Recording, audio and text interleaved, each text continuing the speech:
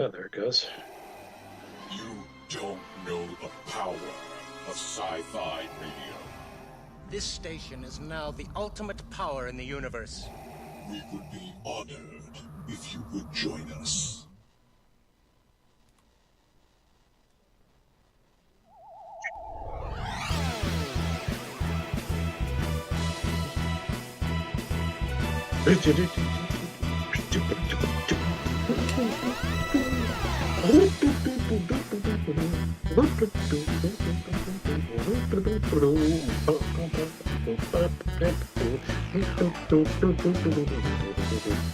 Just sit here while Jeff rocks out.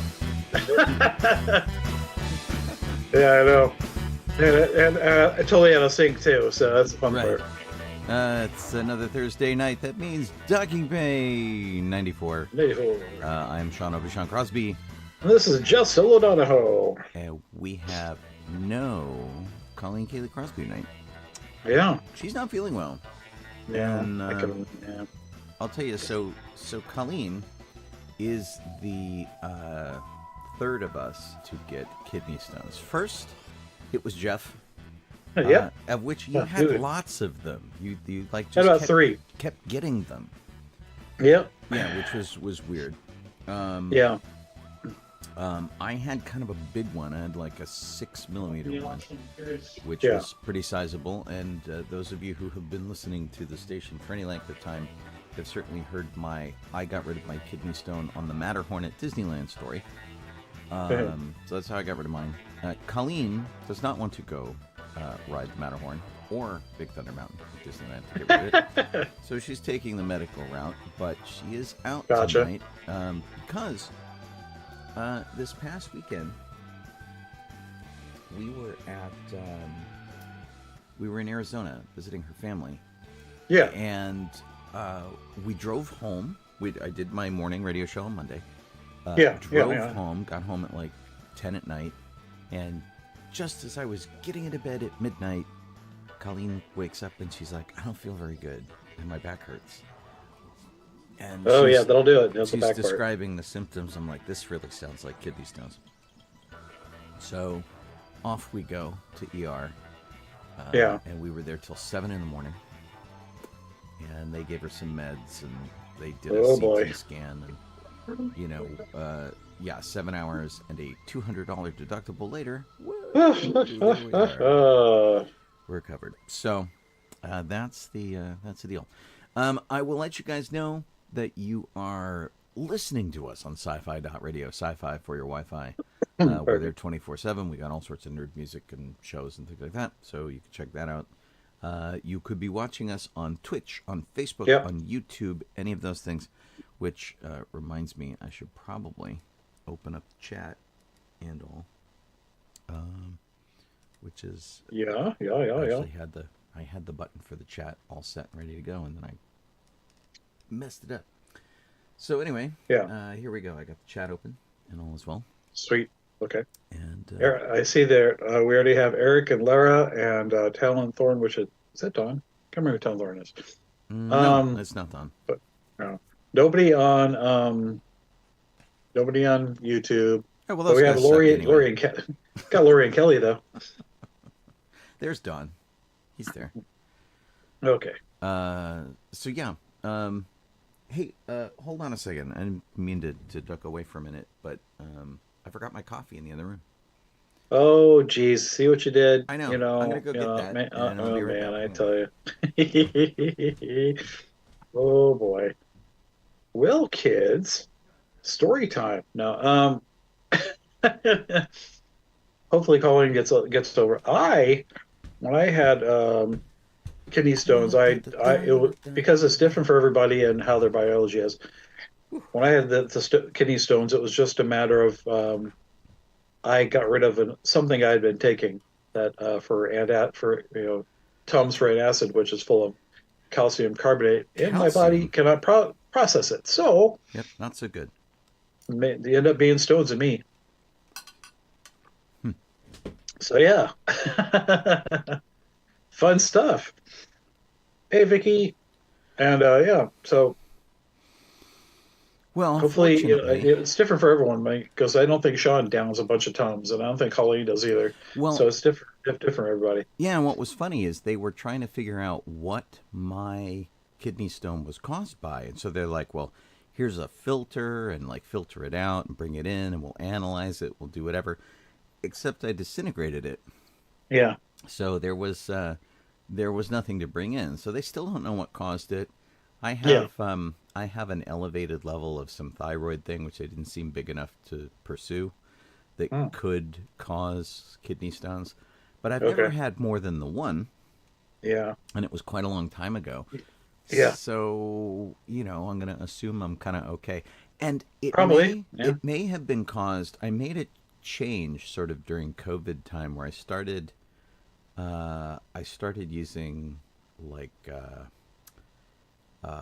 nut milk at Starbucks in my coffee. So I was using almond mm, milk, and okay, so I'm wondering if maybe that did it instead of just the regular milk that I usually yeah, drink. Or it got messy.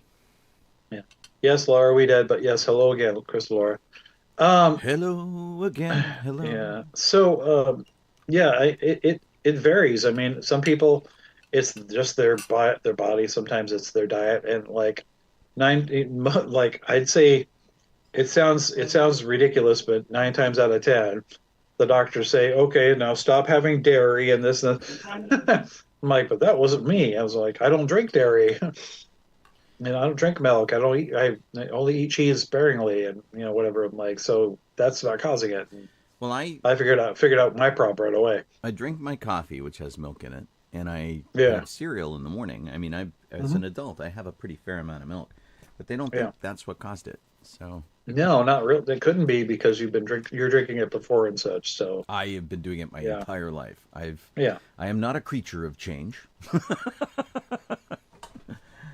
Oh my gosh. Yeah, yeah, it was something else. So anyway, so that's why Colleen is not here, and yeah. it's just the two of us. Da, da, da, da. Yeah. So Oh my goodness. here we go. It's like the old days. Yeah, I know.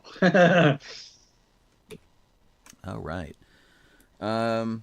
So Western Day, Jeff, you had a whole Yeah, cool Western Day that Rose put together. We couldn't yeah, make it because we were out of town. yeah. Boo, boo on us. But how did it go? It sounded really fun and very It, eventful. yeah, I mean, it was for a first day. It was okay. I mean, I think there's about 6 extra people that showed up or so. Cool. But So it sounds about as populated as Fairy Day was, yeah, Enchanted Forest Day or whatever that was. yeah. It's the first, like every first day is going to be slow.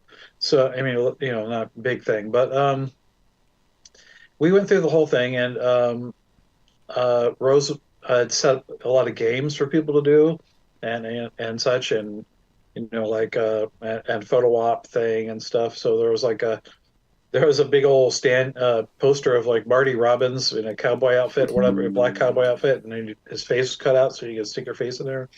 Um, but there were things like tossing horseshoes, and like and of course playing poker, and there's like a Jenga, and they had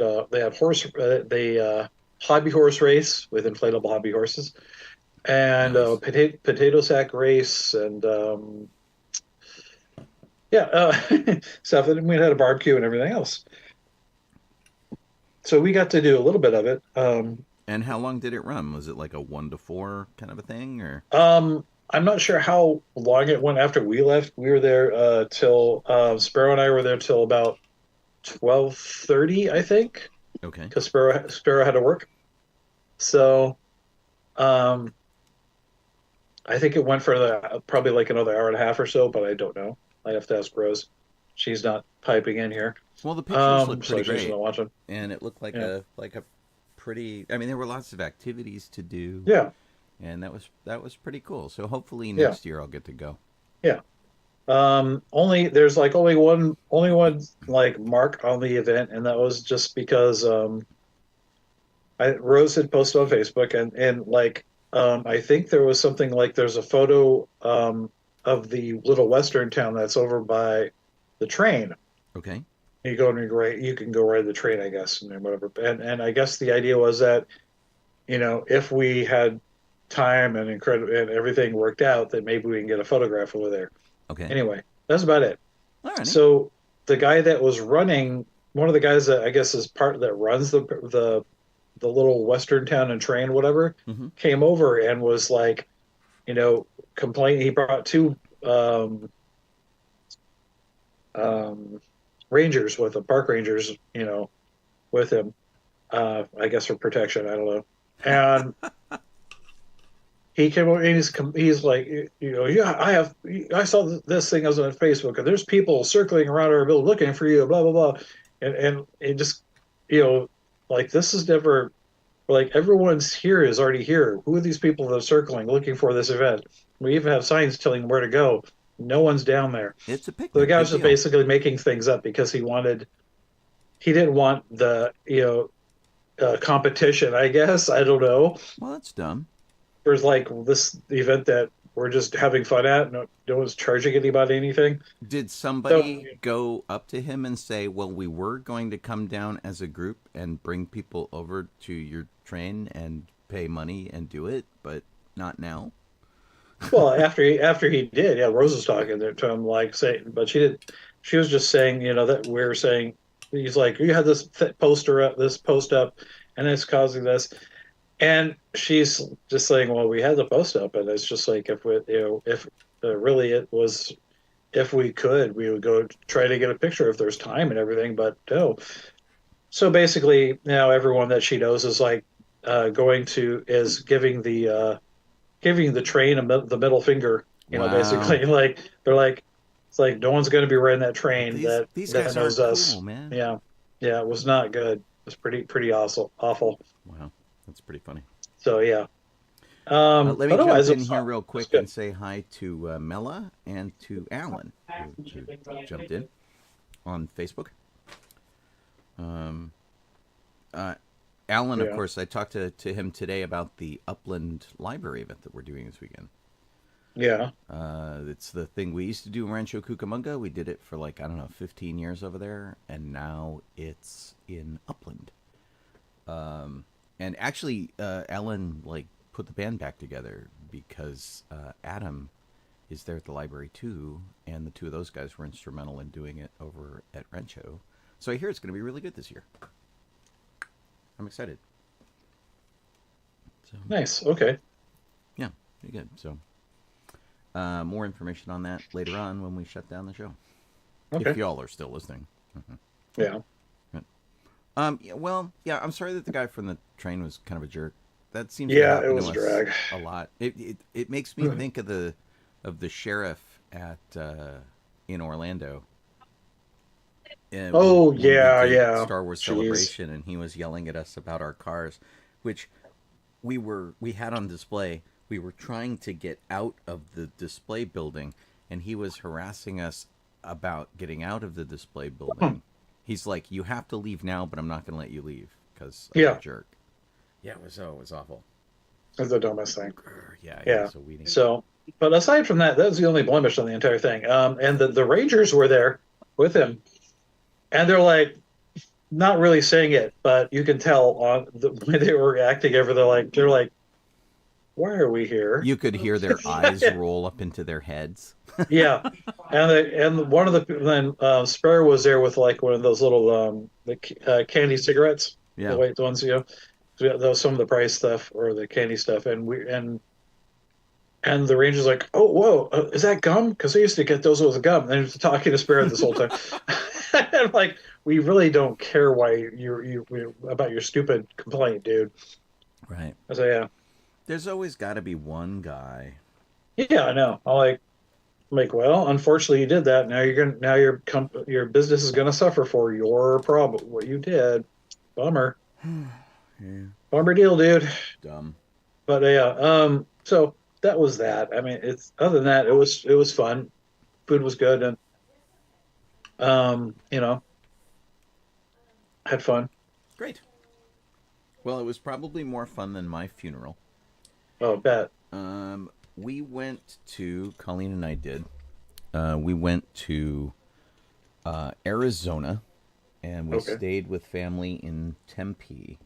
And so we Friday morning I did the show, jumped in the car, we drove out to Arizona, and spent the night there. We got there like 10 o'clock, spent the night, got in the car again, drove about 2 hours north to Payson, which is really funny because Colleen's pointing stuff out, and I'm like, oh, that reminds me. Like in my hallway, we've got a rotary phone that we bought in Arizona, and I'm like, oh, that looks like the place we bought the rotary phone. It's like it is the Oh, okay. place we bought the rotary phone. We're most of the way to where we were before, and I'm like, oh, okay, well that's Okay. why it looks the same. Nice, nice. Yeah, lots of driving through the mountains, and we went Mm-hmm. to a church up in Payson where they had a memorial service for my stepdad, Okay. and it was kind of interesting because the lots of family there, lots of his friends. He'd been married 4 times. My mom Jeez. was his second wife, and hosting the memorial was his fourth wife. Didn't see the third wife or their kids. The first wife and kid are long out of the picture.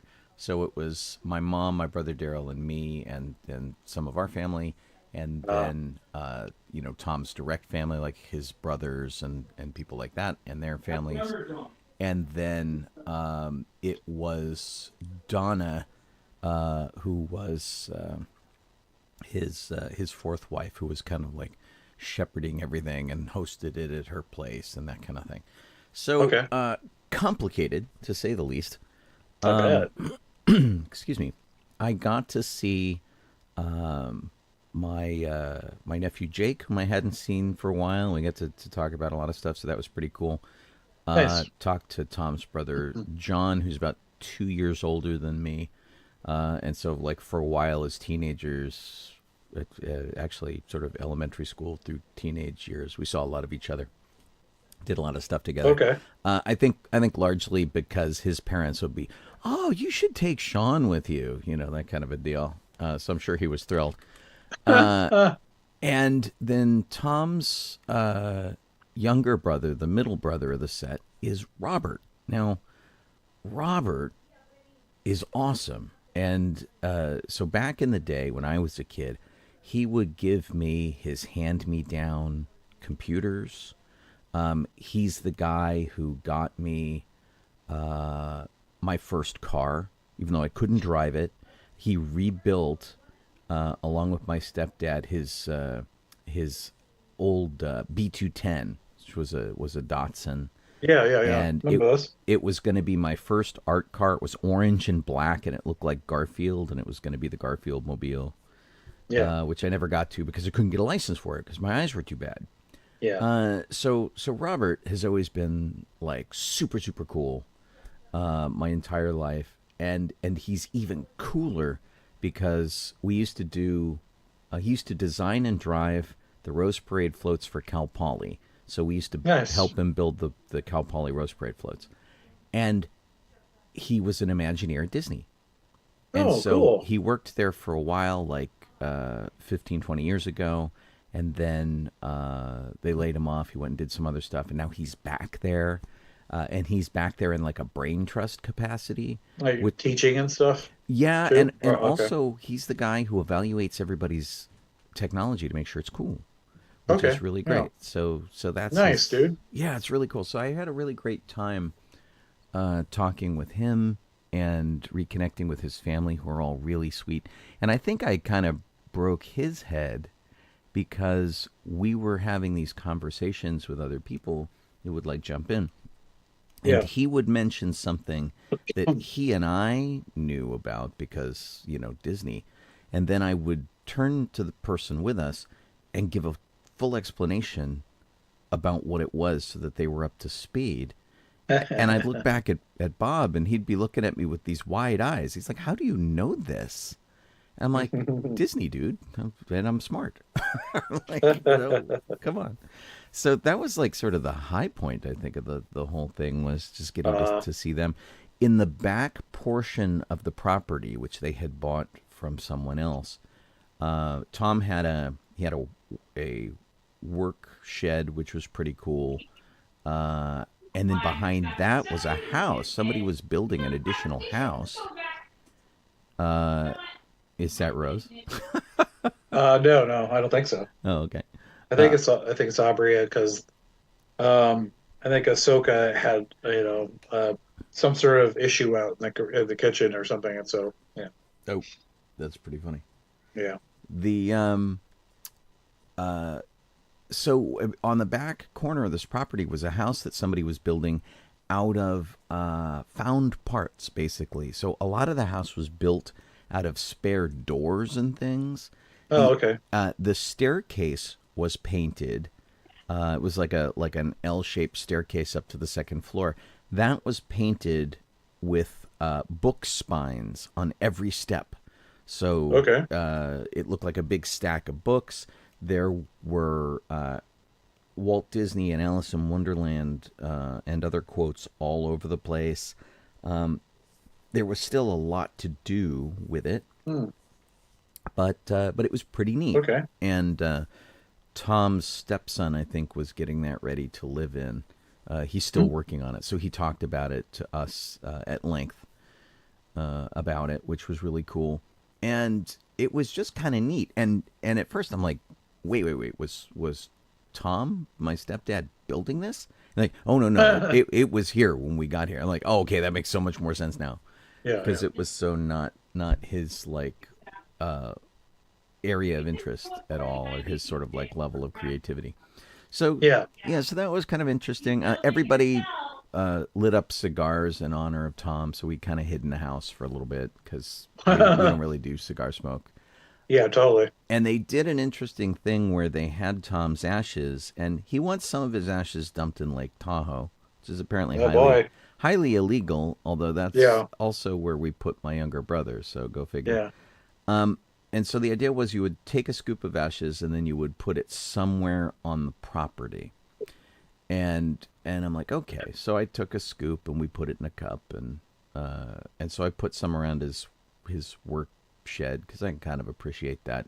And then there was a wheelbarrow, and the wheelbarrow was upended, and so the handles were down. There were shoes on the end of the handles.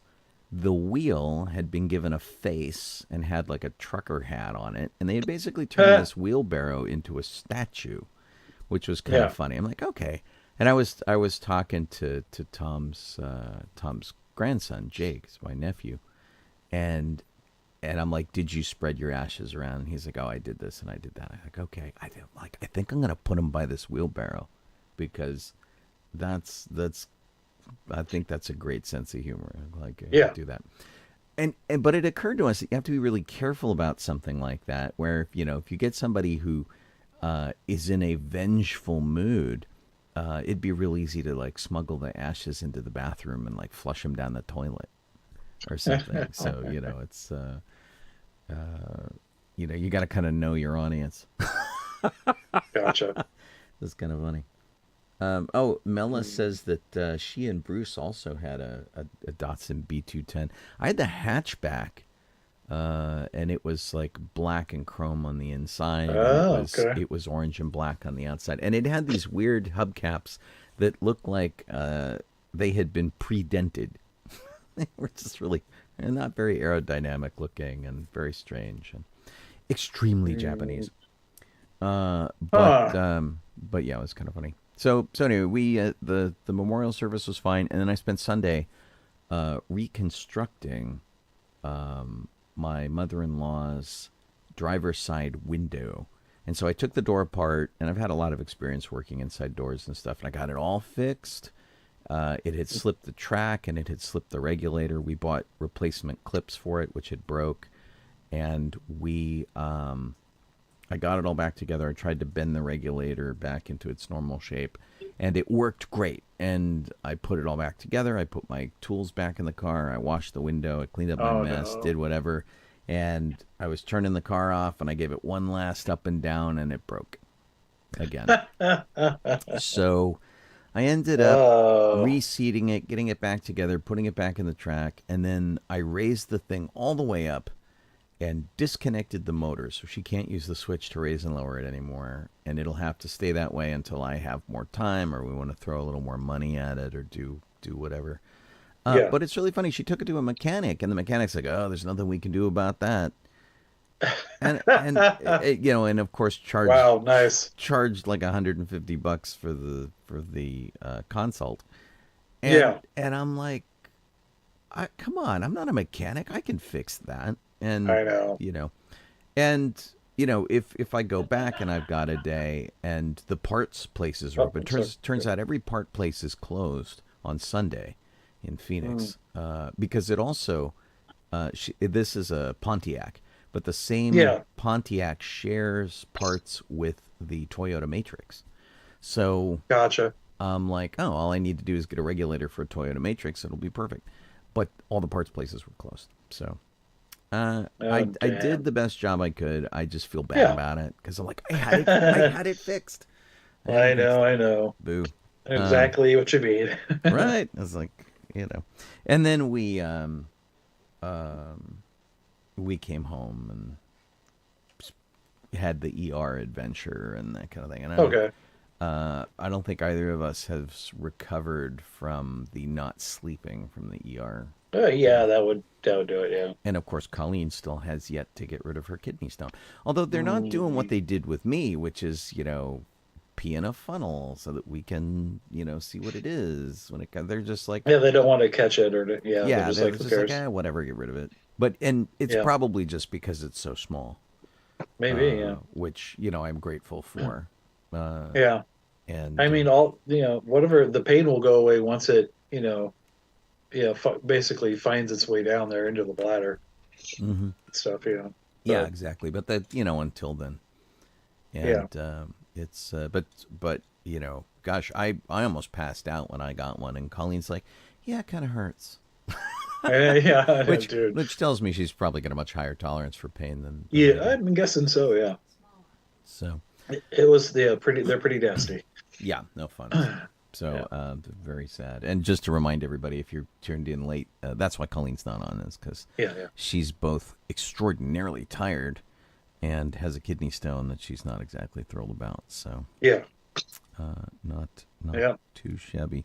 So in addition to Ugh. missing Old West Day, I missed Yorba Linda Library Day. Yes, you did. That made me really sad too, because I Yeah. love doing that event. They're always super Yeah. cool to us there. I get to do lightsaber training and like read a story, and Yeah. I didn't get to do anything this year. No, I mean, they basically just did a few extra performances of the puppet show. Okay. My car was the only car. But we had like, oh God, how many? 20. I want to say 29 people.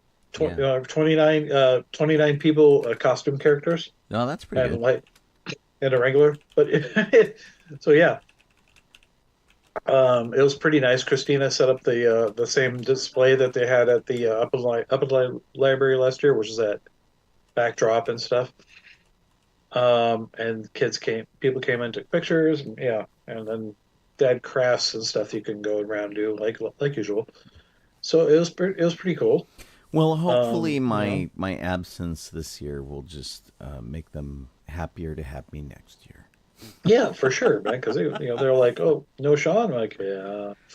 Oh, and I told them why. They're okay. Well, Yeah, I mean it's one of those things. It's like a catch-all excuse. It's like if you're going to a memorial service, yeah, then that's yeah, pretty much it. legitimate. So, I mean, what can Yeah. you do? So it was fun. I mean, but of course, each of these things that I've done was followed by go work on the house. So Well, that's your total mode, which is like do a Yeah. thing, then work on the house, and then do a thing, Yep. and then work on the house. yeah, that's what I've been doing, and like I also got the shingles vaccine this week. Oh, that's always And that's fun. The first one of two, and it still hurts on my freaking arm, my Now- left arm, because I'm right-handed, so I just have to stick there. You are you were 53? Two. 52. So you're like 5 Yeah, years I'll be younger. 53. Yeah, 53 in September. Okay, So so 52. you're about 5 years younger than I am. Yeah. I have never had that. They've never What? given me that, which I find Did you very did you strange. have chicken pox as a kid? Yeah, Oh, well, that's usually it. They usually if you've had chicken pox, that's the it's you have a great higher likelihood of getting shingles. right. So that's why I did it.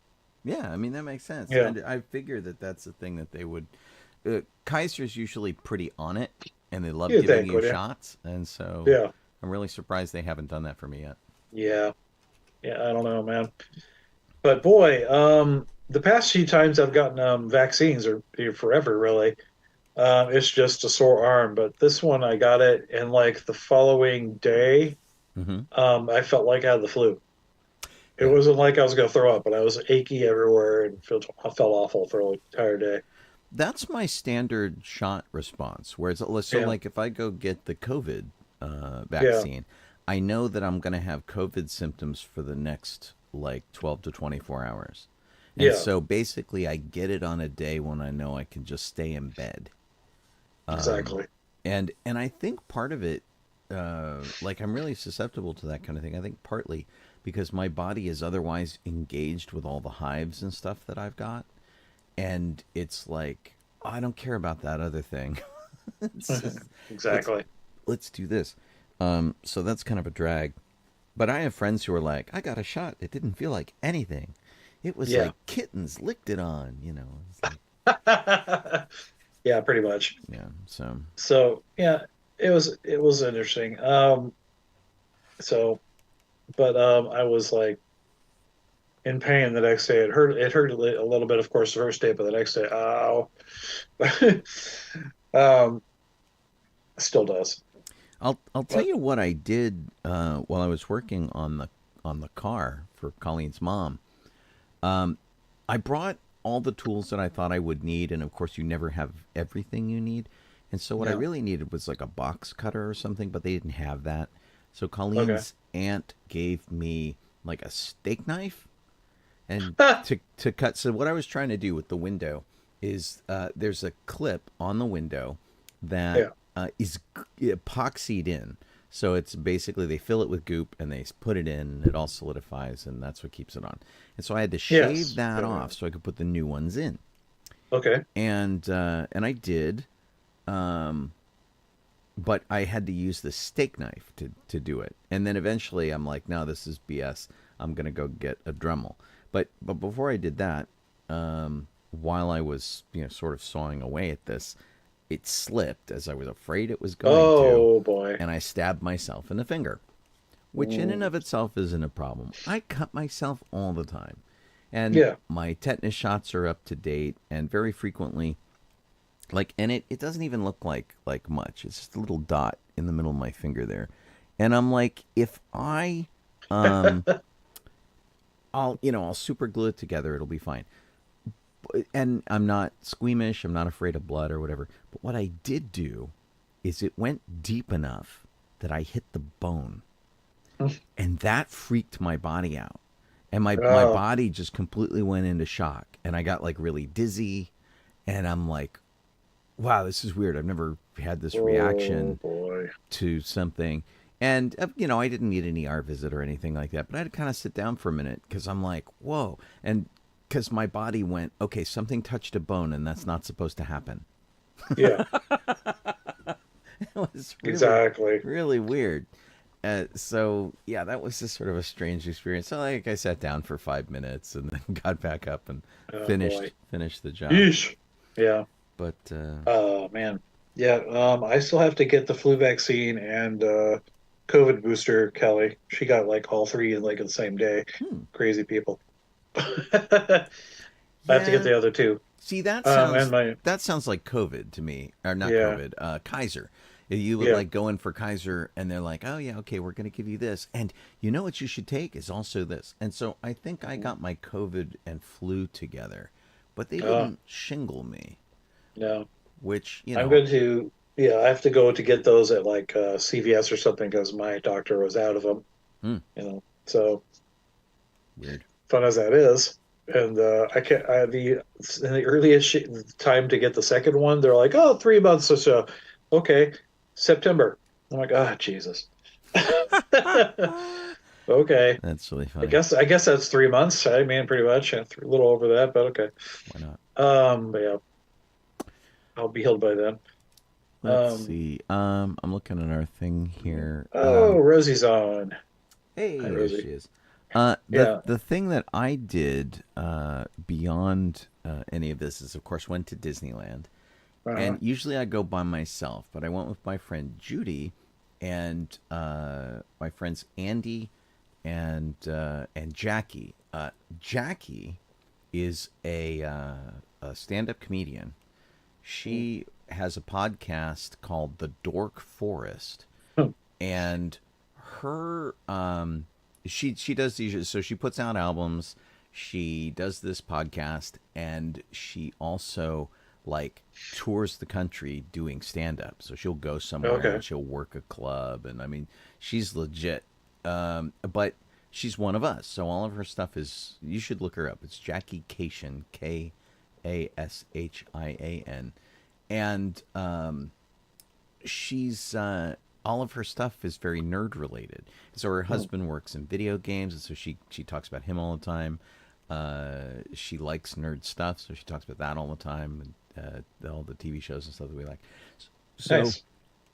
I basically went to Disneyland with uber nerds, so because all of these people had belonged at one point, like myself and Colleen, to the UCLA Science Fiction Club, which is called Enigma. Uh, And so we had a really great time. And since they're going to get rid of the disability access pass, I thought, well, I'm going to use it before they can it. And so I I heard added about them that. to it, and we cranked on everything. We did all the great rides, and we ate more than I think I've ever eaten at Disneyland, Yeah. because Judy's son Bernard was there, and Yeah. so he is a young adult. Therefore, he's always eating. So, like, we got to the park, and the first thing he did was make a beeline for Earl of Sandwich. And so I had a sandwich at Earl of Sandwich, and then we went in and we had like a coffee and a this and a that and the other thing. And then Judy was trying to make arrangements for a meal, so she made a reservation for Carthay Circle, where I had never been. Yeah. And so we went to Carthay Circle, which was, and had, large quantities of food. But she had Yeah. also made a reservation for the Blue Bayou, which she hadn't canceled. And so she's like, "Man, I don't have enough room for dinner, Blue Bayou." And I'm like, "Dessert, let's eat dessert." So we went to the Blue Bayou for dessert, which Uh, was pretty neat. They didn't seem to have a problem with us just ordering dessert. yeah. And so it was really pretty cool. So yeah, we had a really great day. We stayed kind of late. I walked like 22,000 steps or whatever. It was really a lot of fun, and like it was just cracking jokes the whole day. So much fun. Okay. And then, as you know, like the resident Disney expert, although Judy's learning a lot of stuff as she goes a lot these days, but as the resident Disney expert, I got to play tour guide, and I just had a Hmm. blast. It was so much Gosh. fun. Yeah. And we did all the lines. To answer Kelly's question, which Hmm. is what are they doing in lieu of the DAS pass? So the DAS pass is still gonna stay. They're Yeah. trying to not issue as many DAS Yeah. passes. It is all going online. So I believe after June 18th, you're going to have to do it in the app. Now, legally, they cannot ask you for a doctor's note or anything Hmm. like this. So part of the problem is that like anybody who says they need a DAS kind of gets a DAS. They take it on a per case basis. You Gotcha. have to make your case. And in my case, when I first got it, it was because I was having trouble in line. I had an asthma attack, and somebody Yeah. dragged me over and gave me the DAS. And they said, "Look, you don't have to stand here and get, you know, gassed out by Axe body spray or weed smoke or whatever these people are exuding. Yeah. So here's your pass. And then as time has gone on, I've maintained it because I've got like arthritis in my feet and in my back and stuff like that. So Mm. the difficulty that's happening with DAS is that it shares the line unless you have very limited mobility. It Oh, shares a line with Lightning Lane of and Genie course. Plus. And so Yeah. Lightning Lane and Genie Plus are the things that make money. And so people who are buying Lightning Lane are getting upset that DAS is using the line. People who use DAS are getting upset that Lightning Lane is using the line. Basically, even the disability access lines are long because so you get a return time. Let's say the ride has a line that's 50 minutes. You can Yeah. generally return at 40 minutes to go get in line, but then you'll have to wait another 20-25 minutes because that's how long the lightning line is. Well, I So mean, it's they it's getting a little complicated, they could and just flip it around again back to what it used to be. Send them in through the exit. right. Well, and some of them still do that. So like if you go to Space Mountain, they ask you if you can handle stairs. If you can handle stairs, you go through the regular lightning lane line. If you cannot handle Yeah. stairs, if you are genuinely disabled and you're in a cart or a wheelchair or whatever, but you can still make it in and out of Space Mountain, they will take you in the exit and they will have you board on an offline car. So you get into the Yeah. car, they strap you down, then they add the car to the track and then send you on the thing, which is very clever. But Yeah. it's time consuming. It's a little weird. So Yeah. yeah, so DAS is getting complicated.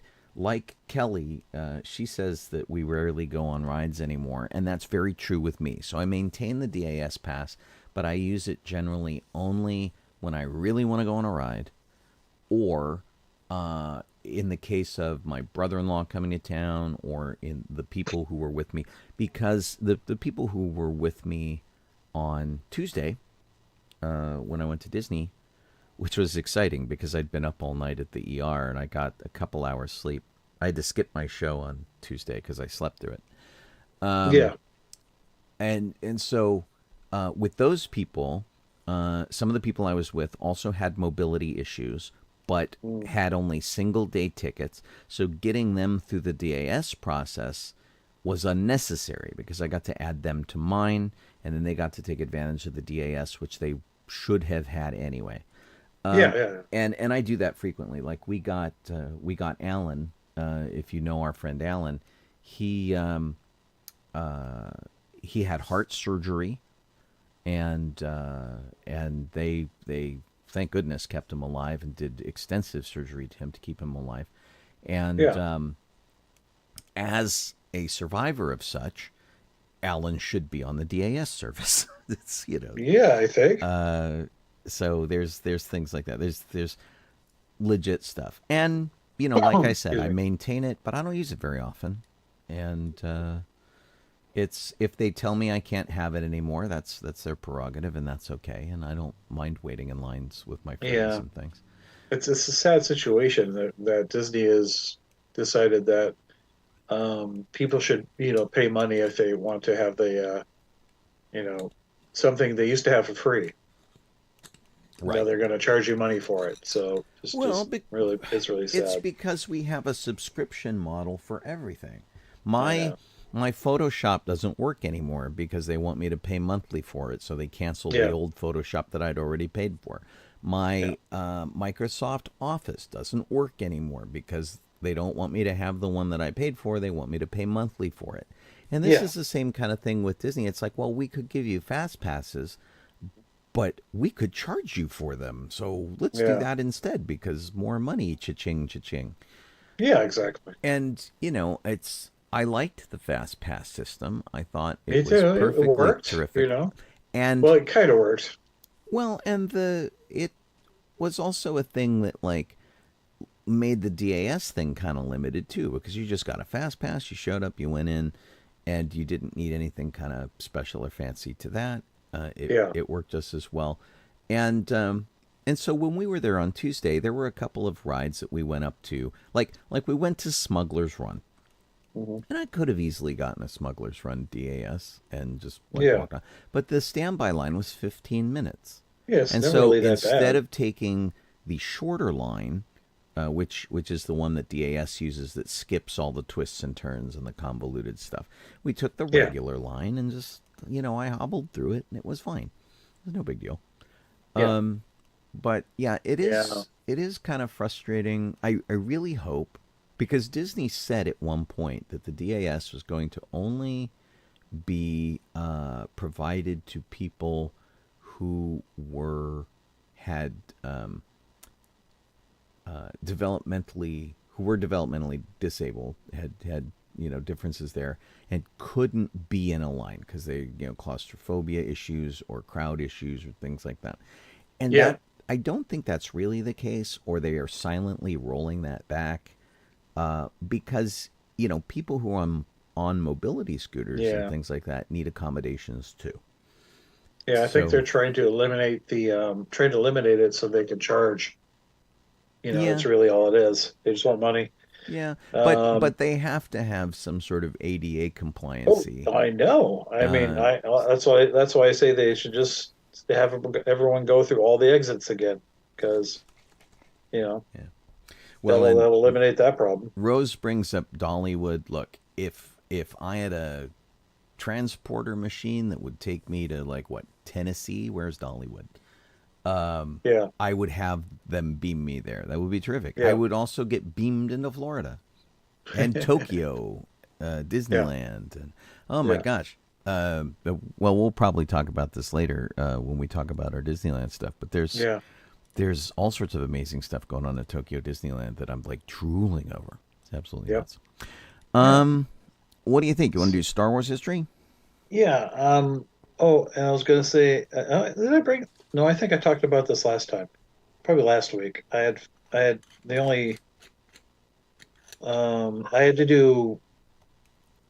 God, I had to use my brain when I was putting lights in the new place and such. So Oh, because did you have to math? it wasn't math. It was because I was putting in two ceiling fans, um, and they had one of them was originally just a dome light, and they had the some uh, guy that was working on the house for with us. He was like fixing the fence and stuff. He put a new uh, cup in the ceiling, a junction, like a junction box kind of thing, but it's a cup Yeah. shape, whatever. And basically, it's put in there so it'll support like a fan or something because of the weight. In any case, he put it in one ceiling, and then the other ceiling, I had to replace both. In the one ceiling, the other ceiling already had one. The one that he replaced was wobbly when Oh, I was trying to fiddle with it, and he's like, "That's what? Can you?" I'm like, I wasn't sure exactly what to do to fix it, so he replaced it.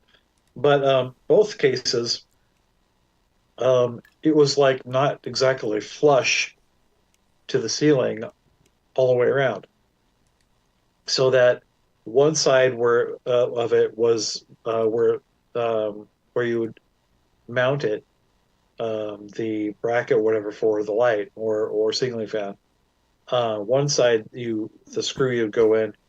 It was It was actually above the lip, I guess you would call it, or inside, whatever. So I had to come up with a way to space it, oh, and luckily, and I'm like, what the hell? And so I luckily found something that would like I found just a nut, stuck it around to the screw and mounted the suckers up. Um, but a lot of that, like the light that was in had to be replaced in the bathroom upstairs. The had the same kind of, it was like a same sort of recessed thing in the wall. But the trouble with that was that, again, it was they it wasn't out of whack. It was like it had this extra thing there that was made as you can get that goes into the mounting screw, mounting screw hole that sort of extends it out. So you can make if it has something that's wider, it'll hook on there or Yeah. whatever, or shorter. Actually, in this case, it would be just be in a different spot. But because the thing that they had cut was from like China, um, it was not really built for that. Didn't have holes that would correspond with the actual holes of the thing, so I had to like jury rig it and drill out a hole in the bracket just so the damn thing would fit. Wow. You know, yay! Never a dull moment. Yeah. So that's the fun. That's the fun, and like I had to do a. I think I talked about this. I don't know, but it was a cabinet that has drawers for the kitchen. Mm-hmm. It's a floating cabinet, so to speak. So I guess it should have originally been strapped to the wall, but it sits between the oven and the refrigerator, so it's not going to go anywhere. So I'm going to probably have to bolt it to the wall. I haven't done that yet, Wow. but I had to repair it, and that meant replacing wood in there and putting brackets in there because it's just not. It's like there's parts that rotted away and stuff, or whatever. So, um, luckily there was some leftover dogwood fence posts in the back, or fence planks or something in the backyard still that weren't all rotted. And I'm like, okay, I have a sock. Wow. I'm like replacing wood and everything, and then putting this all back together. What a pain in the butt. Yeah, all of that stuff is a real challenge. Yeah. Ugh. Hey, let me just say that, and Kit posted this first. I reposted it to our other video venues from Twitch where she posted it. It's a link to the DAS page. They are now doing a thing, and until January 17th, or sorry, June 17th, you do it in the park the same way you've always done. After that, if you're just getting started, you just bought a ticket, you don't have an annual pass or anything like that, you go to the page and then you actually chat with somebody by video and plead your case to a human, which is really kind of interesting. Yeah, so it's kind of crazy. And you have to be 18 years or older. You're not allowed to record the chat. There's like all sorts of rules and things. Oh boy. And then you can also do it through Zoom. They've got all of these ways to make it accessible for people, which is cool. Except it's only in English right for now. So we'll have to see how it goes.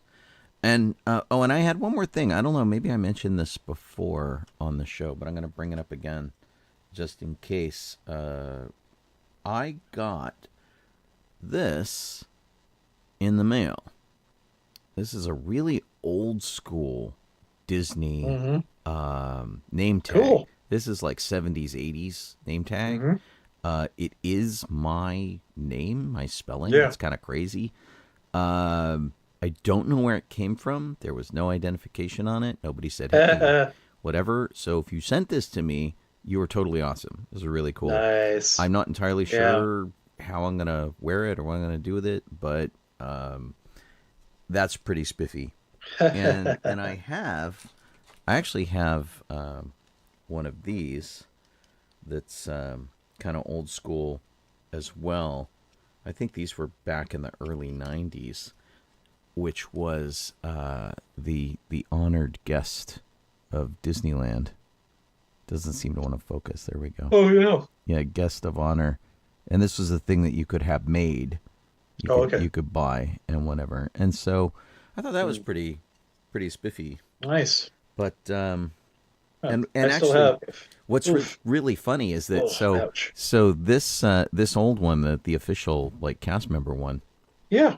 it's like they just turned that around, the blank around, to do this one. Kind of, sort of. Yeah. Right, which is like the same color red. So Really what we did was we had machines at this. You would pick up your name tags or replacement name tags at wardrobe. Mm-hmm. So we had a machine in the back. It was just it was the same thing as like, and it was just like an engraver, whatever. Right. There's your name, and they just pull a blank out of the pile and just zip a new one out. I have like mine still somewhere that when I work there. I just got to find them. No idea where they're at. But Well, and yeah, I remember like family members, like my Aunt Christine, when I was a little kid. How old was I? I was probably like 6 or 7, something like that. Her boyfriend Joe had yeah, been a submarine commander at Disneyland, nice. and so he had one of these, and then he had the metal wings that like went on your hat or Yeah. whatever, which were really cool. And but of course, his said Joe on it, and it's and yeah, it was just really kind of interesting. Cool. So yeah, I don't know exactly what I'm going to do with this, but it's pretty awesome. And actually, what's funny is that our friend Gregor had gone on a cruise with his wife, and you had to like dress as a captain or something. I think that was the costumed ball thing that they had. And so he's like, well, I want to be a jungle cruise skipper. So I actually made him one of these that was but it was printed out, and I mounted it on plastic, and I did whatever. But I made it look exactly like this, so that Okay. he could wear it. And I made it, since Gregor's a very large man, I made it a little larger than that because it sort of needed to be in scale with him, because this is surprisingly small. I think the name badges now are bigger. This is I very don't small know. in comparison. So, but anyway, it was really cool. If I got this around my birthday, if you sent it, you're really cool. You don't, since there was no address or name or anything. If you don't want to out yourself, that's okay too. But that's Yeah, don't know. pretty wicked. So I mean, there's almost nothing that is spelled with my spelling, and this is a pretty cool thing to have. So anyway, I don't know if I've mentioned it before. I just thought I would Nice. definitely mention it Yeah. now I don't know. and say hey and say thanks. Yeah. I'll have to find mine. I think they're in a little cedar box somewhere Well, with a bunch of buttons and you pins. earned yours Yeah. honestly. Yeah, I have like 2 or 3 of them, and they're like one is like a different style than the others or something. So, Yeah. what was it? Let's see, 30. So yeah, I think I had the 30. I had the 30. One of the 35-year pins. So there Mhm. was a name tag that had 30, that said 30, 35th or whatever on it. Oh, I remember that. Yeah. I had one of those, and then there's the regular one, and then the one I think I've still got these. The other one was one that you get that has a little hole in it at the top where Mickey would be, and that's where this little you would put this little pin there, and it was after so many years they would give you one. So I was there for like 3 years, Yeah, it was so I got the your little service gold one. pin. Yeah, this little gold thing that goes right in there. Yeah, so Yeah. the very first one is Steamboat Willie, is year 1, and then they do like 5 and 10. And do they do individual years in between that? Do you get like a 2, a 3, a 4, a 5? I don't know. I don't think so. If you give blood, if you donate blood for the American Red Cross, you can get a pin for every gallon you donate, and Boy. so you'll get like a 1, 2, 3, 4, 5. You can go up to like 11, 12, 13, something like that. Wow.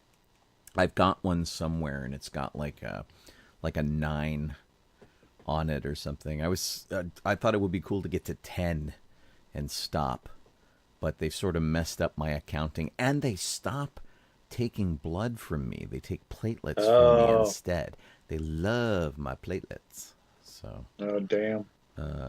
but to be fair, I haven't gone. I don't think I've gone in like a year. Oh, I okay. kind of need to go back and do that. So, Yeah. All right. Well, we are We at got the a time. top of the hour, Yeah. and we have not even talked about anything interesting. That's Well, okay. just how it is. Let me rephrase that. We haven't talked about any real news. But you are watching Doggy Bay 94. I am Sean Obi-Shawn Crosby. This is Jeff's old Donoho, sir. Kit Boba Keep Kit. thinking there's another. No, there's no. There's Colleen is out tonight with a Yeah. kidney stone. Yeah. Kidney stone.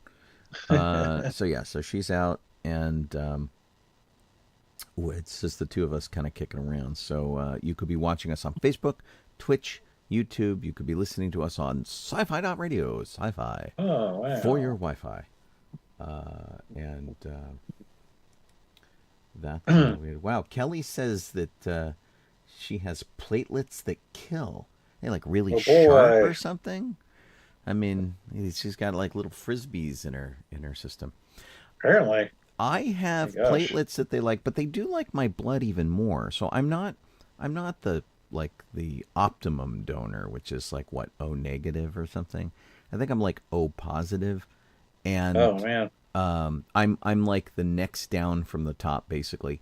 But what they like about my blood, even though it's not the universal donor blood, is that I seem to be lacking something in my blood that is dangerous to babies. And so my blood is apparently really good for babies because I don't have something in it that can be hazardous to them. And so when I go in and they test me, they're like super excited, which is kind of Okay. nuts. And so, and Kelly apparently seems to have it Okay. or something. This is like kind of nuts. Yeah. Wow. The RH factor. Yeah. That's what Lisa says. Kind of nuts. Oh, boy. So Yeah. I need to go back and do that again. Although, Yeah. so we've been working on the Muppet Car project, of course. I know. And somebody was suggesting that I just sell my blood. Because like I usually go to American Red Cross where I just give it to them for free, and then they turn around and sell it. But apparently there's a whole bunch of places in the area that will pay you like $80 or $100 for your blood, and they're like, Okay. you could get money for the car, and I'm like, well, yeah, okay. So I donate blood 6 times, and we buy a Kermit. I know. Jeez. Blood Kermit. Dun, dun, dun. That'd be pretty funny. All right, what do you think? Star Wars news? Finally, now that we're in the second hour. Yeah, I'd say already? we get around to that. Why not? Sure. You get there eventually. Let's see here. Where am I at? Okay. We have the birthday history, which is got one this time around. Yeah, but it's a big one. Yes, it is. May 19th, 1944, was Peter Mayhew. He was born. And well, everyone that, it's Star Wars is pretty much all anyone will know him from. Although He does I have do wanna- other credits, right? yeah, just a few. Like he played a character just as listed as Giant in the TV series Hazel, or the mechanic in Terror, whatever that is. I guess that's a movie. But like, what was that? I just missed that. Okay, he played a Minotaur in Sinbad and the Eye of the Tiger. Yeah, What, so the really? the Holy Minotaur crap. was the big robotic Minotaur that Yeah, was just yeah. epic. And in fact, Yeah. here I have some pictures Like- that I'm looking up. How I'm- did that work out? Because I thought it was stop motion. No, and that's the thing that's really funny. I'm friends with Peter's daughter, Katie. Okay. And let me. That's not it. Here it is. All right, so here's this, and so this is the Minotaur, which was this big metallic-y Yeah. robot-y thing. And you're right, Jeff. It totally looks Yeah. like stop motion, which is Well, I mean, I think it was at times, but I think they switched between. well. And here's Peter in the suit, Yeah, which is really exactly. kind of crazy. I think they did both, but that's weird.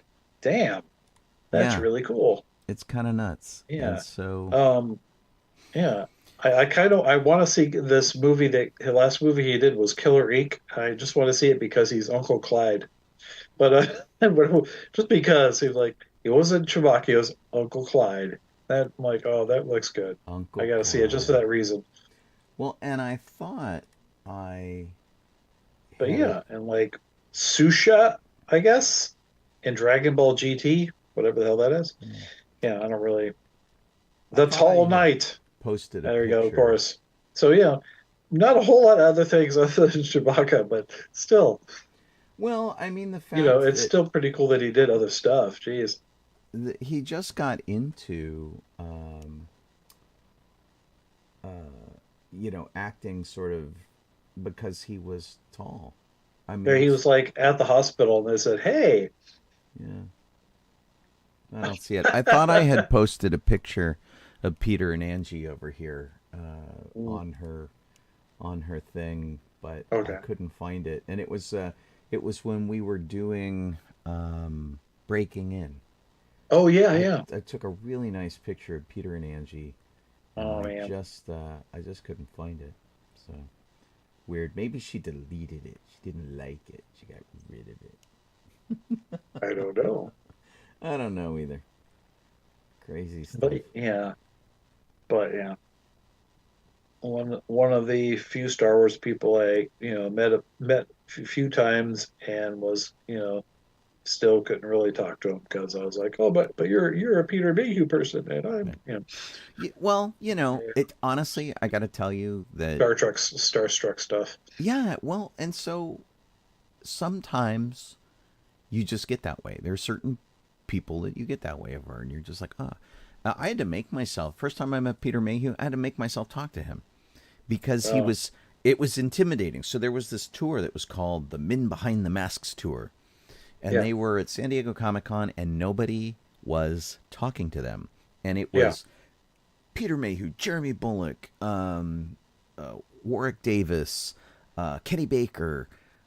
There's like one more, I think. There's a whole bunch of people that were. Dave Prowse probably was the other one. Probably. And Yeah, somebody had set it up, and it was really cool. And I don't collect autographs. And of course, they wanted you to come up and buy an autograph, and that was the whole thing. yeah. Tor, But yeah. I don't do that. And but I just kind of went down the line. I think I went to Peter first, and I went, hey, I just want to say hi, and whatever and whatever.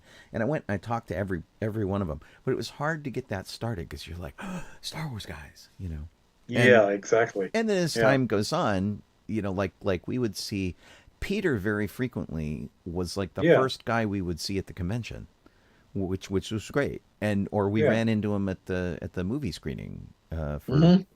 episode 7, Oh I think yeah, it yeah, was, yeah. which was really great. And so and by that point you just like walk up and go, oh my gosh, hey, how's it going, or whatever. Yeah. And it was it was really cool. So Yeah, the only Star Wars person, I think the only Star Wars person I was more comfortable with, I was more comfortable talking with because he was just doing voices was Steven. So, Steven Stanton. But Stanton, well, because that's a very different kind of thing. And he's like behind the scenes, and it's yeah, just kind of cool. And you do voices like he does voices. yeah, You don't do them yeah, professionally, but yeah. you can relate to his skill set. Hmm. you know And he usually half the time I'll be doing, we were doing events at different things, and he'd go, oh hey Jeff, I'm like, oh hey, yeah. how's it going? So it's funny as heck. Well, and what's super funny is that so like we go places, and like 9 times out of 10 people will come over to me and start talking to me, and we'll do whatever, and then they'll go to you, and they're like, hey Jeff, it's really great to see you. And Yeah. but they'll like recognize me first. Steven Oh yeah, yeah. Stanton always recognizes you first, and I'm like total chop I'm not really liver. sure. Yeah. I I am don't understand why. I am completely chop liver, and it's hysterical to me. I absolutely love it. It's really fun. And he's like, oh yeah, you're Sean. Yeah, oh Sean, yeah, yeah.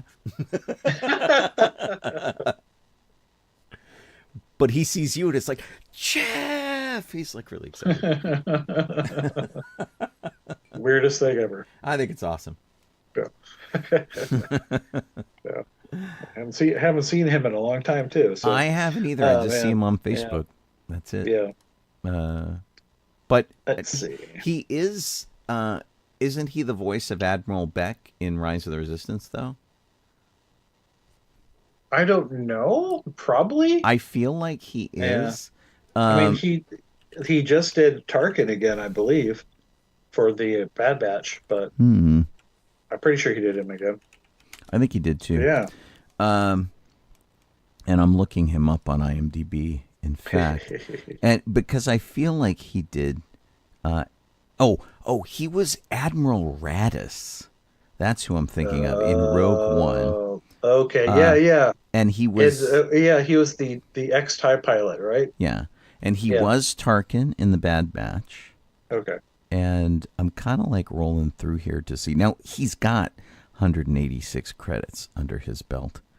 He Yeah. has also done Obi-Wan Kenobi from time to time, Hmm. which is kind Okay. of funny. Weird. And I love that he's credited for voices on the Tom and Jerry show because typically Tom and Jerry do not talk. Yeah, I'm gonna guess somebody else. Right. Exactly. So Yeah. I love, in the movie Joker, which is Oh getting a dear. sequel pretty soon, he was Yeah. apparently the Gotham Health Commissioner, uncredited. Oh, so voice probably Right. something. Exactly. Yeah, yeah. So Huh. How Rebels. about that? Maybe he didn't do. I guess he didn't do the ride. I thought for sure he did.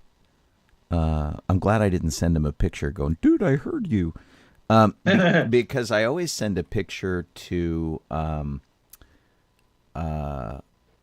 Mike Quinn, who's the Disney puppeteer, Yeah, yeah. the Muppet puppeteer. And Yeah. I always send a thing to him every time I see Neen Nub, because he did Neen Nub. Yeah.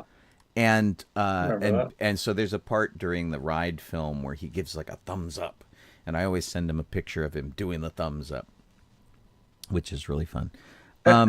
Just a side note about Mike Quinn, that new trailer came up for Beetlejuice, and Oh yeah, yeah. apparently he has been puppeteering stuff that showed up in that trailer.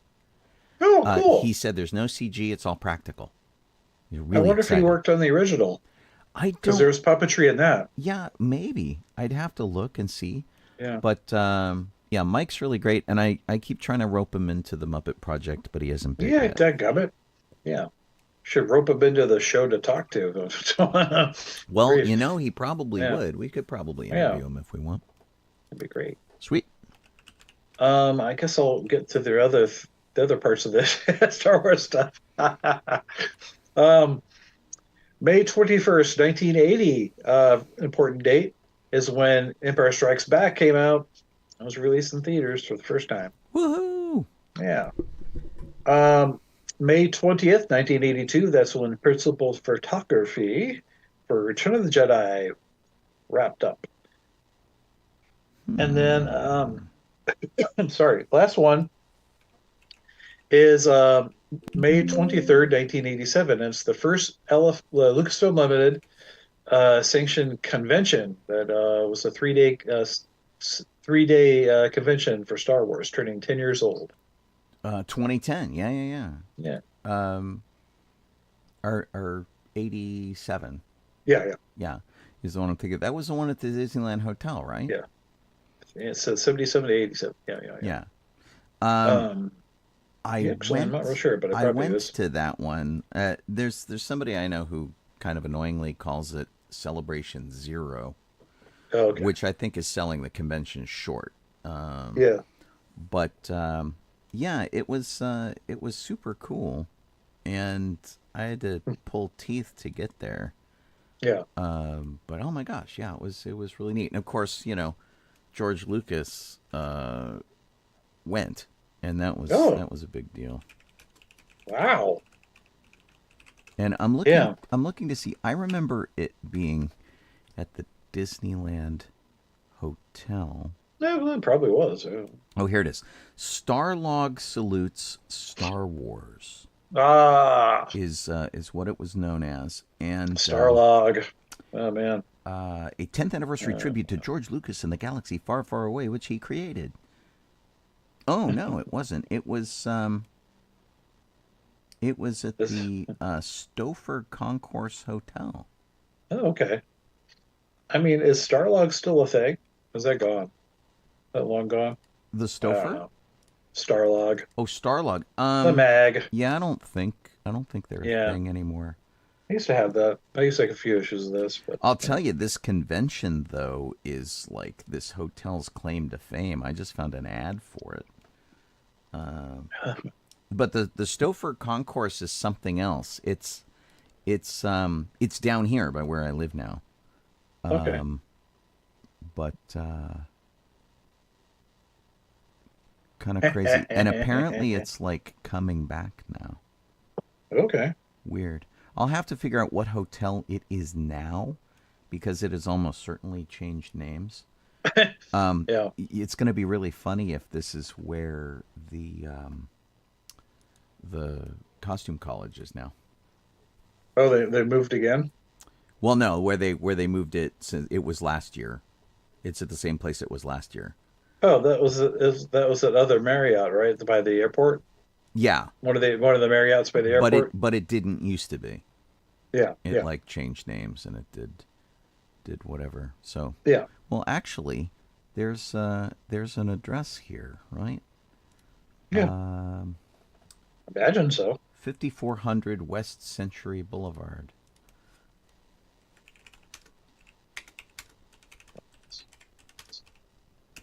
Kind of interesting to see what is there now. Oh, I think it's the Westin Los Angeles Airport Mm.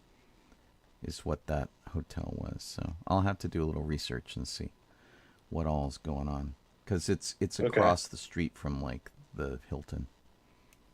Oh, But sweet. weird. I have a ridiculous number to answer Lori Prokopia's post. Somebody just sent me a box of Starlog, and I have a Oh. ridiculous number of them too. I actually got rid of a whole bunch of them because Yeah. they were starting to get dilapidated in the garage, and so I actually just got rid of a whole bunch. Yeah. And it's kind of crazy. So I don't know. I liked Starlog, but Yeah. I don't think it really does exist anymore. But that was like the go-to Yeah, I think it's gone now. like magazine. They are available in PDFs though, and oh my gosh, some of these things are worth like $100. Well, I bet. But Starlog officially ended its time in print in April 2009, Oh, okay. and so now they're in the Internet Archive. Although all the files have apparently been removed. So Yeah, boo. The one interesting thing about that Star Wars convention that was held for the 10th anniversary is Gene Roddenberry came and talked to George Lucas. but And nice. it's sort of the only known case where that's really happened. And he was a surprise guest, and which was an interesting thing because there had been that Star Trek Star Wars rivalry that still seems to exist. And Lucas went, hey, Star Wars influenced or Star Trek influenced Star Wars. And Roddenberry's like, yeah, well, Star Wars influenced Star Trek, and that's why we have movies. Yeah. And so, yeah, it was very cool to just sort of like get that Yeah. meeting. That's pretty awesome, of the man. two people. Yeah, You know. I always say, why limit yourself? Don't be Yeah. just Star Wars or don't be just Star Trek. Love it all. Yeah, That's my thing. exactly. Very cool. Wish there was a star in the beginning. Yeah. But yeah, that's all we got for Star Wars news, man. That was it. Okie dokie. Theme park stuff. Yeah. Finally, and we've been talking about this off and on Mm-hmm. over time. Disneyland characters, face characters, costume characters, and whatnot have voted yes to unionize with Actors Equity. They have already been unionized in Florida, so this is already a thing. It's just the guys out here in Disneyland, we're not getting union benefits or anything. Of course, they have to buy into the union. They've got to pay dues. They've got to do whatever. Yeah. But hopefully they get pay bumps and protection that the union offers, health care, all that kind of stuff you can get through a union that they might not be getting through Disney. There True. has been a problem where doing a large-headed mascot character isn't the easiest thing in the world. It takes a toll on you. And Oh, yeah. the people that they put in these costumes. So I can't do this job, interestingly. And not because I've got a health issue or anything. It's because I'm 5'4". I am 2 inches taller than they want for the small characters. Yeah. And I'm 3 inches short than they want for the tall characters. Yep. So I'm SOL. But the people that we know, and I will not name because I don't want to get them in trouble. But we know some really talented people who love playing these characters, who have suffered for their art and, need to seek medical attention and stuff like that because it's easy to get hurt in these things. Mm-hmm. And when you're wearing, 30 pounds a head on your shoulders. It's Like bad. if you are Mickey or Minnie or any of them, they also have to wear a padded bodysuit underneath. Yeah, exactly. Because you That's got to like change the basically body covers the shape. entire torso. You sweat to Yeah, death. they're dying in that thing. Just a mess. And so Yeah. we've known people who have had to live in their cars while working at Disney because they can't afford rent to get a apartment. Really crummy stuff like that. So I really hope that this is the balm that they want it to be. And it helps make their jobs just a little easier and people get what they're worth. Oh, exactly. We talk That'd a be lot nice. about how much Disney costs and how much money gets thrown at Disney, and we get that they're doing all this expansion and stuff, but you got to pay people what they're worth. You just have to. Yeah. And we pay a lot of money as people who feed into the Disney money machine. I want my money to go to the people who are working hard. Thank you very much. Yeah, very true. Yeah, so congratulations to those guys. Hope they're happy with what they're going to get out of it. I hope it works out well, and fingers crossed. Updates as they are warranted. Ooh, this is bad. Disneyland News Today posts a thing about the Disneyland Railroad guided tour, which we mentioned a couple of weeks ago. Colleen and I have kind of inadvertently sat in on one of these many years ago.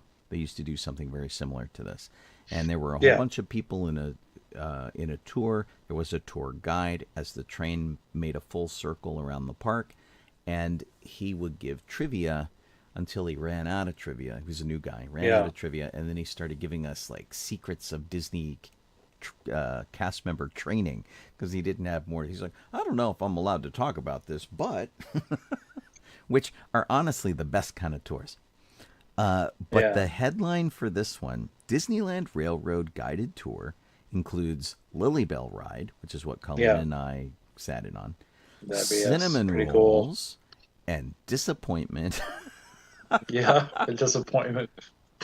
Oh no. Yeah, oh, no. It's a bummer. So they give you like a sticker that says you're good to go. It's 2 hours long. It's $135 per person before tax.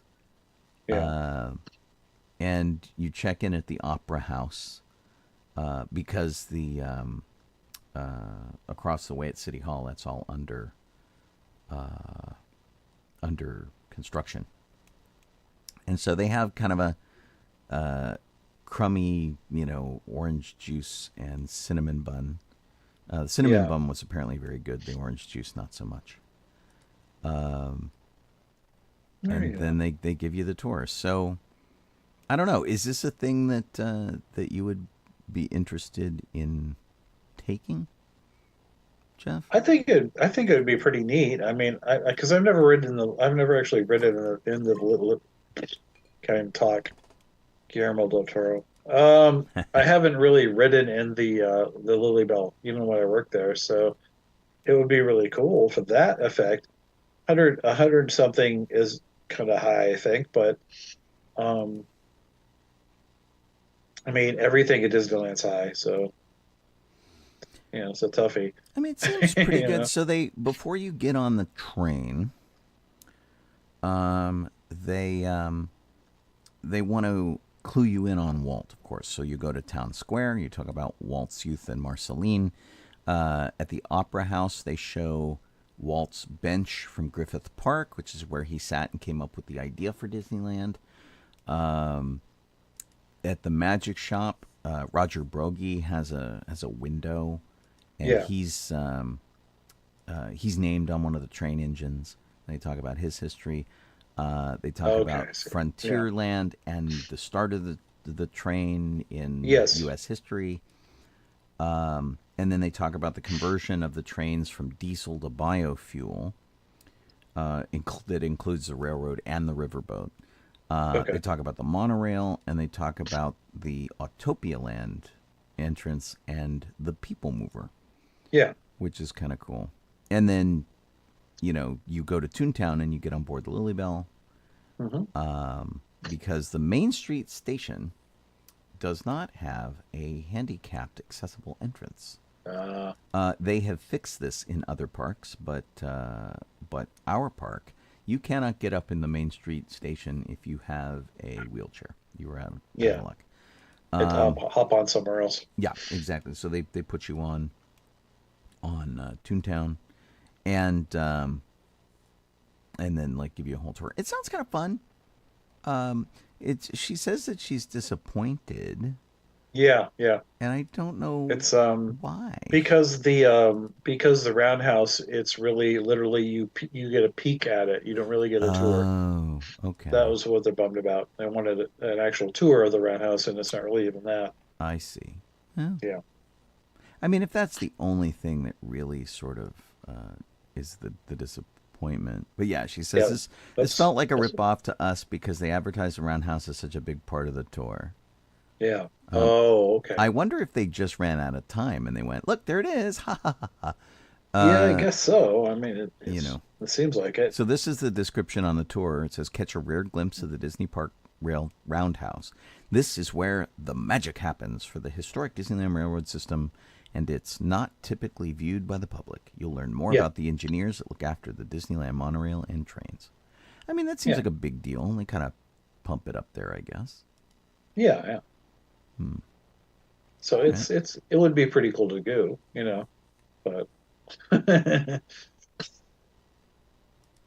that sounds really among neat. many things. Yeah. I think everybody should get a chance to ride the Lily Bell. It's really amazing. So, yeah, you used to be able to tour the Lily Bell for free. They'd let you look in and stuff, and so Yeah. Yeah, I've been able to see the inside, just not go in, just not physically go in. well these But I've never people been in there. these people give the tour, Yeah. and if they're like 7 stars, they give it a 3. Yeah. Wow, that's yeah, harsh. Don says that he got to do the tour in Florida, Oh, okay. and said it was really cool. And Laura got to go in there because of having perfect attendance, I guess, at Disneyland. So, but I don't know about the roundhouse part, but at least the Lily Bell. Yeah. Um, Well, and Don's right. I mean, the coolest thing about Disneyland, if you can ever get to walk through the park where there are no people, and you can arrange this, but you have to stay up really, really late.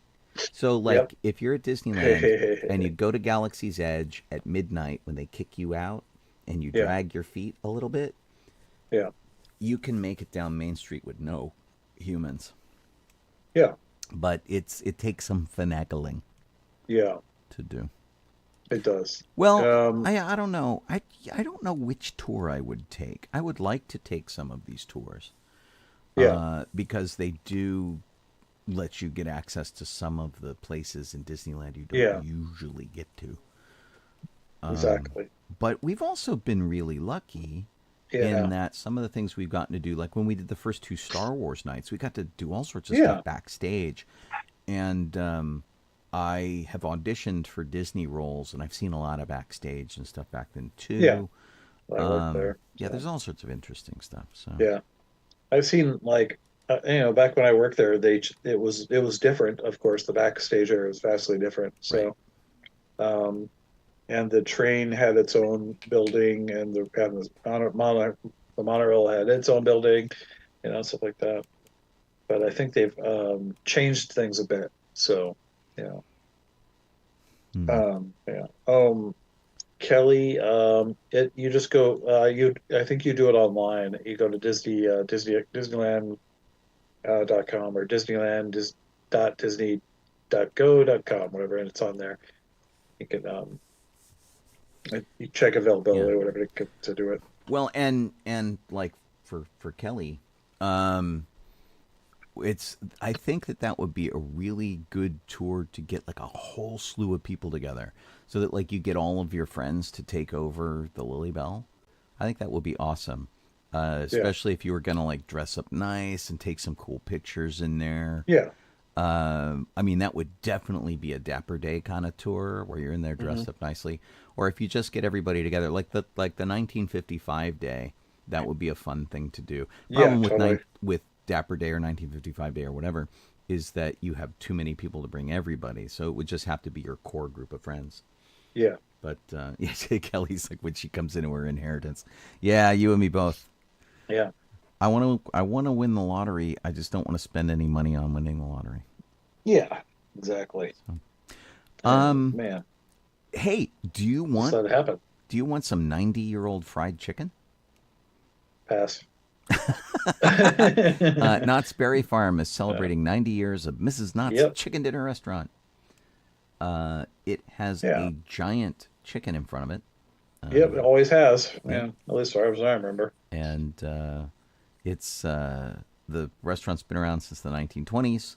Started selling Hmm hot biscuits and preserves to customers at the roadside produce stand Yeah. to try and make ends meet. No theme park in hmm sight, Yep. which was interesting. And but by 1940, everybody wanted boysenberries. Everybody wanted chicken. Yeah. And like they're using, everyone was eating off of, Cordelia's, fine china Right, at the time. right. Yeah. Her wedding trousseau. Yeah, that was Yeah. probably not so good.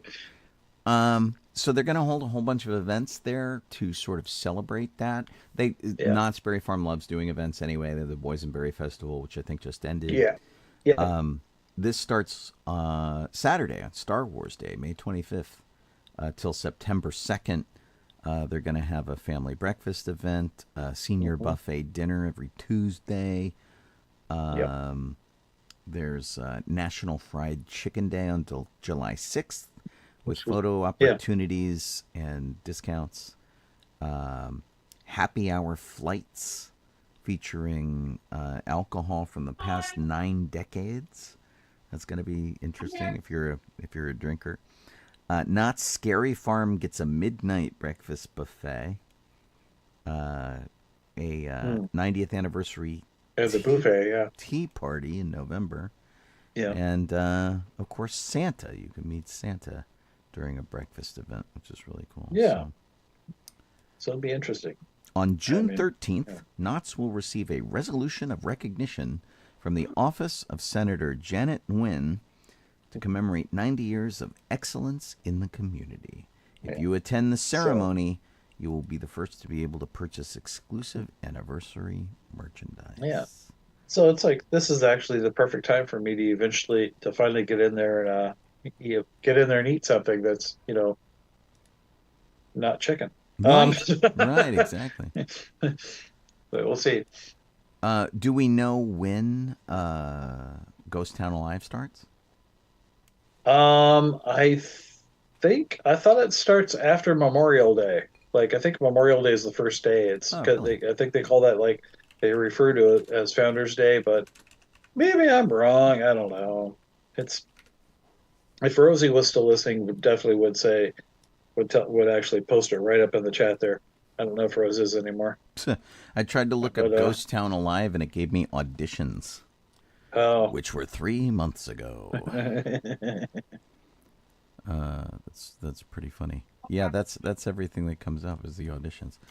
yeah. We have our oh, here we go. June 14th There you go. to September Yeah. 2nd.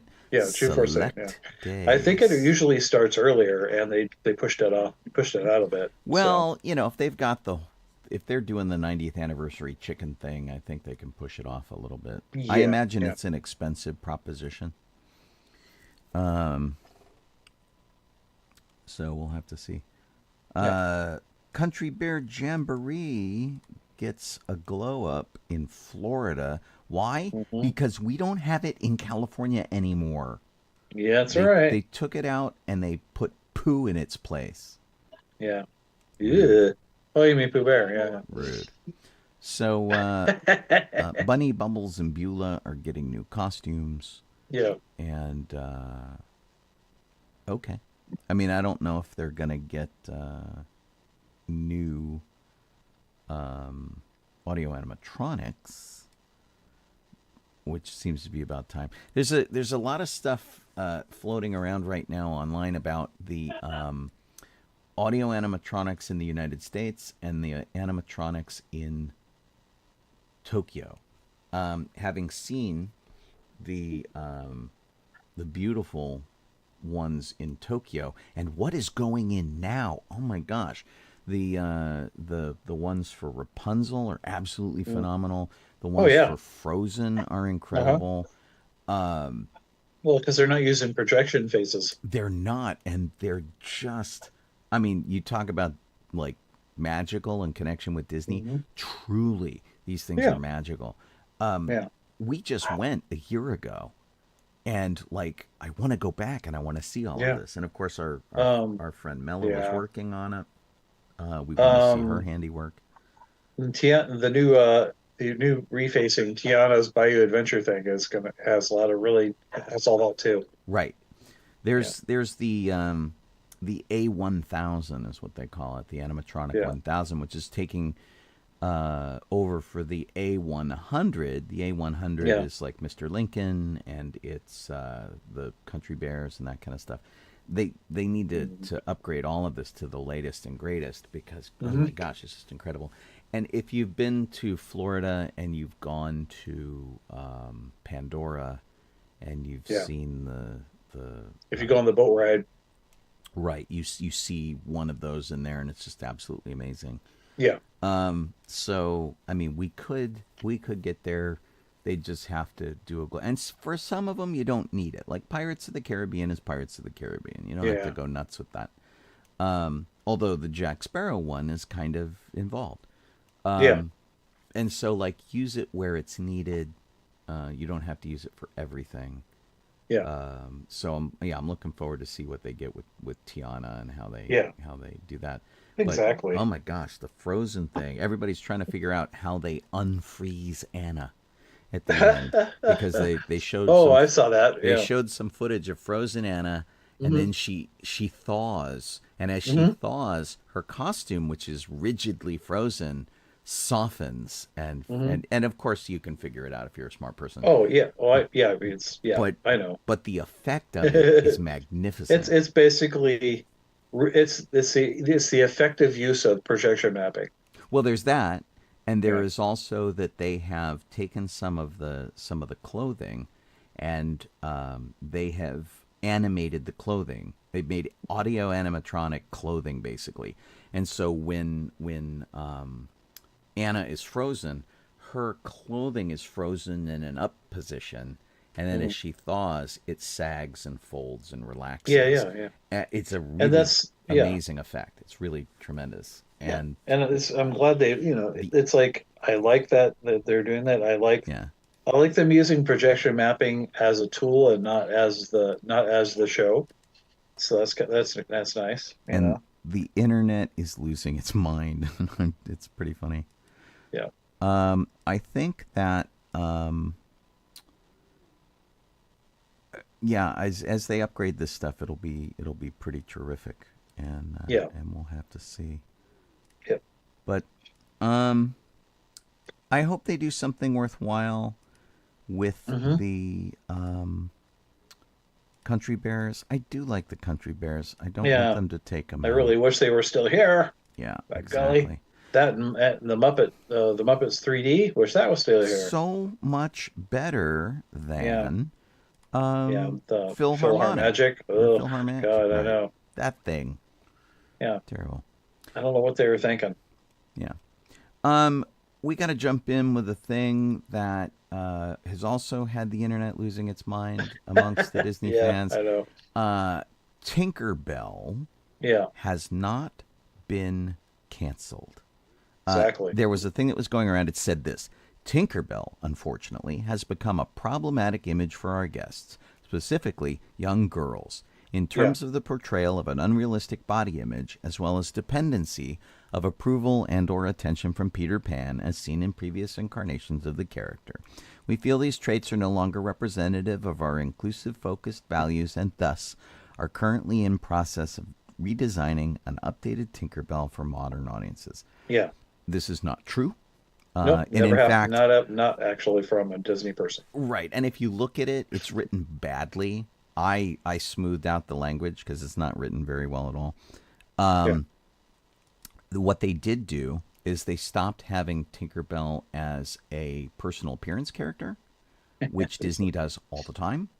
That's not a problem. She is still involved in every attraction where she makes an appearance. She is still doing flights to the castle. Yeah. Parades. She everything. has not been canceled at all.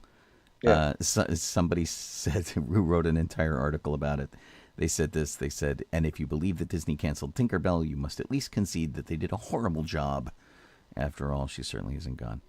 Yeah. And one of the places I went to go check on this was the woman who played Tinkerbell in the motion capture. And she was initially upset. Margaret Carey was. And then it turned out that it was just a big. But do you really want to cause a 92-year-old woman consternation by telling her that her character got canceled?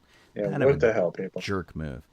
As a side note, we discovered that Margaret shares a birthday with Colleen, which is very cool. So, and if you ever get a chance to meet Margaret Carey, she was the physical actress who acted out all of Tinkerbell's movements, and then they rotoscoped over top of her in an early motion capture kind of thing. If you ever get a chance to meet her, she loves being Tinkerbell. She takes it so seriously, and she is absolutely adorable at 92. Yeah. She's the best. So anyway, don't get bent out of shape Funny about stuff. this whole cancel thing. It's not true. And Disney occasionally does look at their characters and try to decide what's going on. That's pretty much why Splash Mountain is getting switched over, because Sure. there's a whole issue with the whole thing. So, okay. Well, and it's why they took Jessica Rabbit out of her bondage scene in the trunk of the cartoon spin and put her in a trench coat and gave her a little more agency as opposed to just being a victim. Yep. And it's good to revisit these things from time to time. I'm Yeah, okay with that. And I'll tell you, a lot of people are melting down over Tiana's upgrade. Oh, and whatever. I have seen so many little girls get so excited because they feel like they're represented. It's the best. So, suck it. Yeah. What the problem is. Right. I guess I will do our rest in peace thing really quick. We just got a couple of names. Charlie Collin, who was a founding member of Train, has passed away at the age of 58. sadly, he slipped and he fell in the shower while house sitting for somebody. That's not cool. I met him as part of a, I think it was College Humor, did a Star Wars holiday special.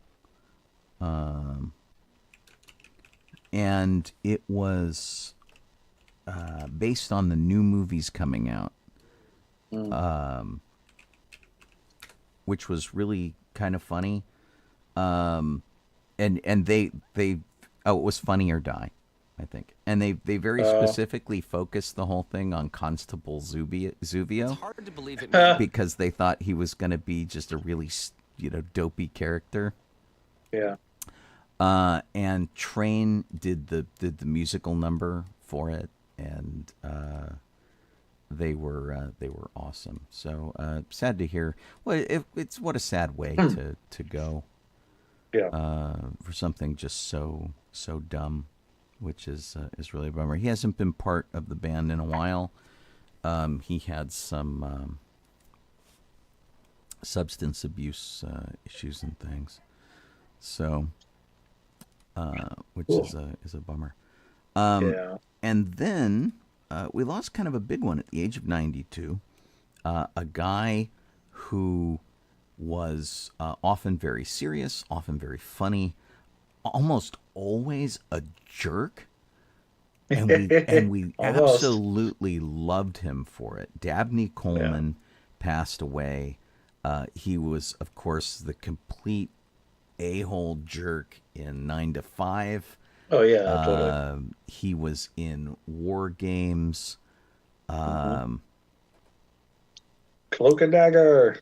Well, and what's funny about Cloak and Dagger is that I run into so many people who love that movie. They revere this movie because it came out when they were kids, and you can't really find it anywhere to view it. Yeah, I'm not sure where it's at right now. So it's only those of us who saw it and remember it, and so it had Henry Thomas from E.T. and Dabney Coleman had a dual role as a spy, and the MacGuffin was an Atari cartridge with secret spy data in it. It was hysterical, but so many people. You mentioned Cloak and Dagger to people, and they're like, "Oh my God, that was great!" Because I think they just ran it on cable all the time. Yeah, I think so. Yeah, it's been a long time, man. Yeah, which was that. He was in Mary Hartman, as the mayor of the town. He played Tom Hanks's dad in You Got Mail. He was in The Towering Inferno as a firefighter. He's just done all sorts of really terrific stuff through his career. And he was even in On Golden Pond and Tootsie, Dragnet, Inspector Gadget. He was Chief Quimby. All this great stuff. So, and he even had his own jerky TV show. Yeah. Anyway, very sad to hear of his passing. Absolutely adored his work.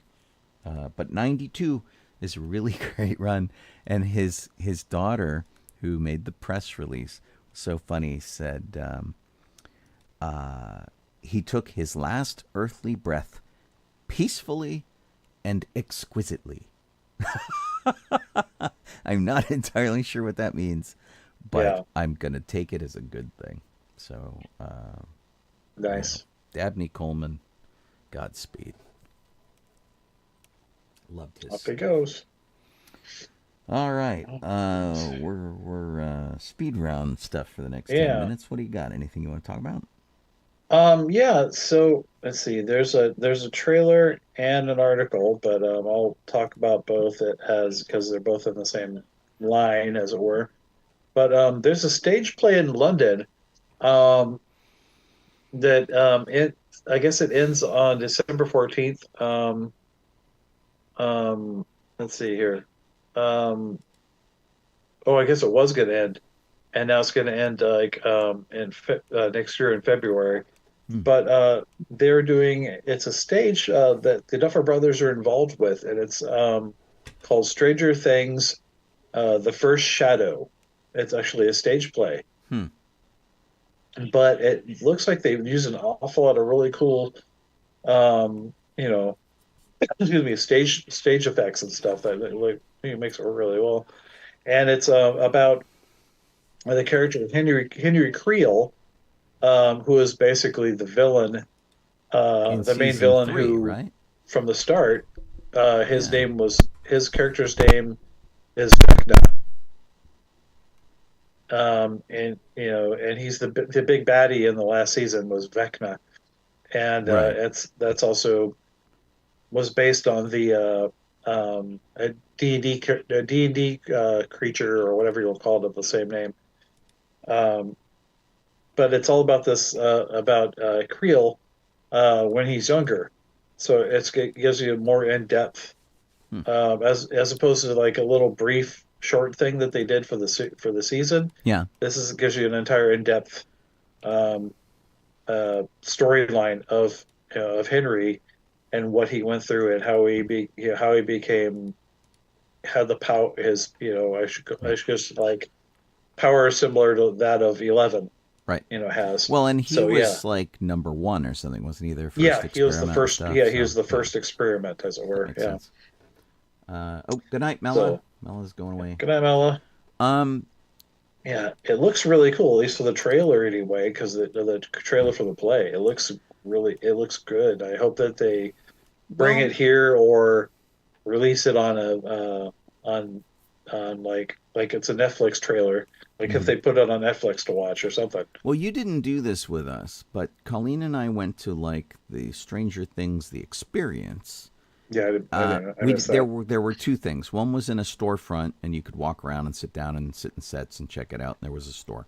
But the other thing we did was a drive-through experience during COVID, where you drove up to the Starcourt Mall Yeah, and you went through sort of the upside down was you went through the parking structure and you ended up on top of the parking structure where you ran into like Billy, who was like possessed Billy. There was like a bunch of different mm, stuff, and they like had people on wires and lasers and like all of this kind of stuff. It was kind of crazy, and they did this in like a mall parking lot, and it was phenomenal. It was really really cool, yeah, and so I mean, if they keep that level of entertainment, they do the same kind of thing. It should be really great because yeah, you know technology is so amazing these days. yeah, exactly. And I think these guys, I think they had a building long LED screen Yeah, and it had windows. It looked like a building.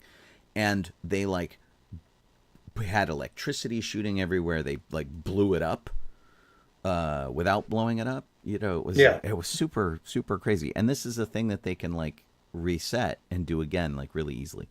So this stage show should be really super cool. yeah. Hmm. It looks really awesome. Um, Disney's Yeah. got a new movie that they're working on. I have my doubts. This doesn't seem like a very exciting topic, but Club 33 is being looked at as a movie for Sean Levy's 21 Laps company. Yeah. And it's being written by Darren Lemke, who did the most recent incarnation of Goosebumps.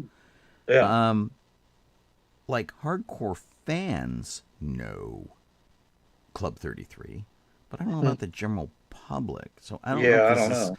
going to I be mean, I know about it, just never haven't gone in there, but yeah, I know yeah. about it. So 21 Laps is the company behind Stranger Things.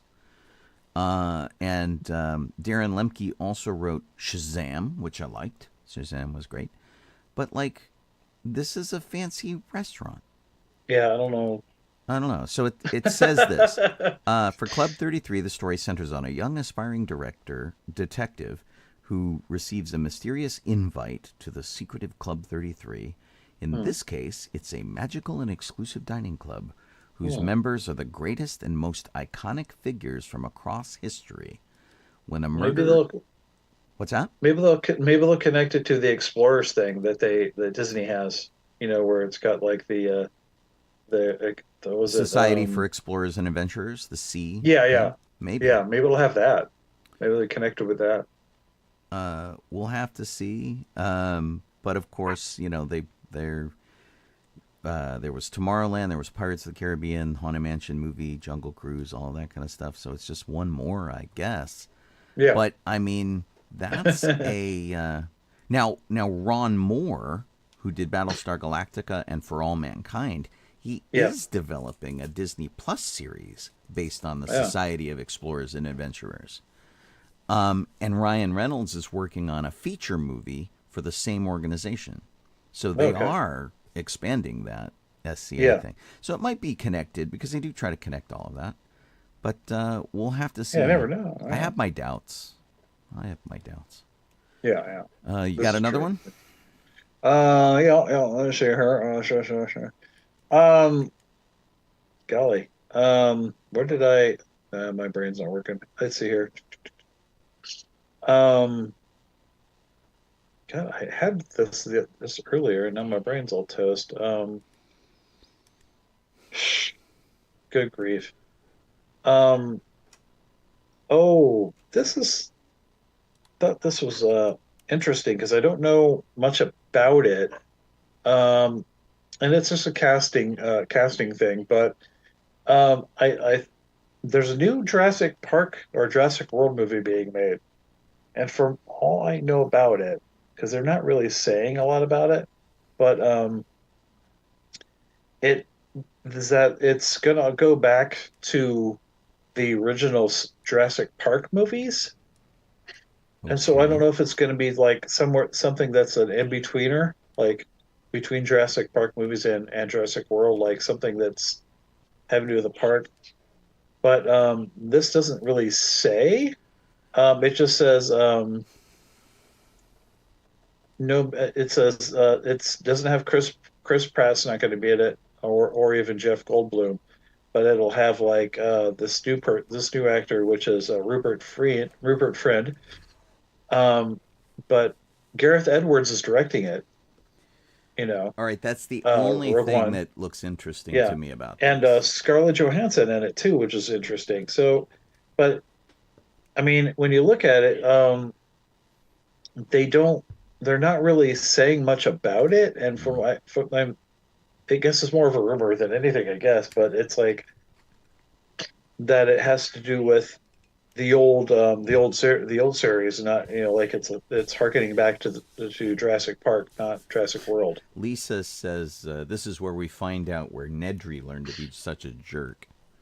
Yeah, Um, so I'm interested to see what how this unfolds, to be I honest. only am interested because of Gareth Edwards. I haven't seen the Yeah, last couple of Jurassic Park movies.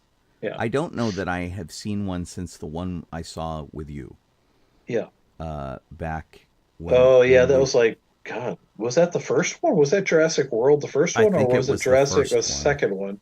Had to be the Whatever it first one. was, we went and saw it when we were in Lancaster doing a Star Oh, Wars probably event, the first one, yeah. and I haven't Oh, seen one since. David Kep's writing it though. That's pretty cool. Yeah, I don't know. And then Spielberg and all of them are involved again, but Gareth Yeah, but that Edwards, just means the companies are producing it. Whatever. yeah. Hmm. Like Kep worked on the wrote the first Jurassic, so Hmm. I think, or not the first. But he write? I don't know, maybe not the first one. I think he did, but I'll have to look back. Yeah, We're about at the top of the hour, but I got a couple of things that I had teased that we do need to talk about. So at this point, let me just remind you guys that you're listening to sci-fi.radio over at sci-fi.radio because our URL is sci-fi.radio, in case you didn't get that. That's where you listen to us on the radio and nerd music 24/7. You could also be watching us on Facebook or Twitch or YouTube. Subscribe or like or do whatever there. And let us know that you were there. The things yeah. that we had sort of teased, one of them was that Pixar is laying people off. Of course. They've been talking about this since January. They have finally decided that they're going to get rid of 14% of their workforce, which is 175 people. Yeah, Of course, none of them are the higher ups. It's all grunt people. So we'll yeah, see how this all shakes out. Yeah. Bob Iger, I guess, is behind it because Disney and Pixar have largely been churning out content for the streaming service, which is Yeah. was Bob Chapek's mission. Bob Iger's Yeah. trying to recover from that, and they would rather have fewer people taking more time to do better movies than to do things that just get thrown over to Disney Plus. And of course, we had like 3 major films that ended up Yeah. there. Luca, Soul, and Turning Red all went to Disney Plus. Oh, all three are good, I And thought. and then they didn't make any money because they didn't go to theaters. Yeah. Although COVID's partially to blame for that. And Yeah. then the movie they did release in theaters, Lightyear, didn't Yeah. do well at all. Yeah. What was it called? Was it no Onward? No, that's not what it was called. Was it? Onward was the one about the kids in the van looking for their Yeah. dad. There was Yeah. They're Elemental was the most recent one. That they yeah. did. Onward was the one that's like they're elves and stuff, and they have to Right. go. And It it's was- all D&D and stuff. But that Exactly. one was fun. That was cute, but also straight Yeah. to video, I think. Yeah. Yeah. Straight to Pixley, Disney Plus. Yeah, and God dang. Elemental made it to theaters, and it earned $500 million around the world. Mhm. And it's the first movie that Pixar released since Coco that did well because it was Yeah. in theaters. So they're trying to figure that out. Yeah. And so, we'll have to see who makes the cut and who doesn't. Yeah. 175 people doesn't seem like a lot when they've got 1,300 people working there. Yeah. But, inevitably it'll be someone which Yeah. sucks. So, do you want to do another one, or do you want me to do the other one we teased? What was the other one we teased? Because I mean, the it's other- like we're already at 901 now. We are, yeah. So the other one that I teased was the game series Kingdom Hearts. Oh yeah, the streaming thing. Yeah. Yeah, so they're getting a release on Steam for PC. Yeah. Square Enix and Disney were behind both of those games. Yeah.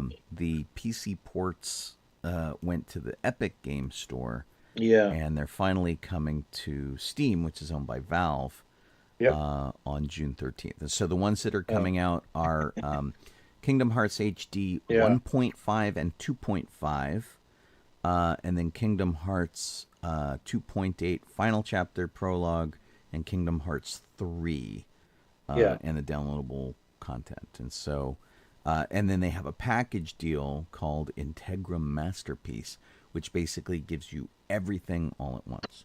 And Yeah. colloquially, those are known as the Dark Seeker saga, if you keep track of that kind of thing. I've never Pardon played me. Kingdom Hearts. It was pretty darn popular in this household. So yeah. I remember, and Yeah. I know a lot about it. I've just never played it, Mm. which is kind of Yeah, interesting. it was like a mix of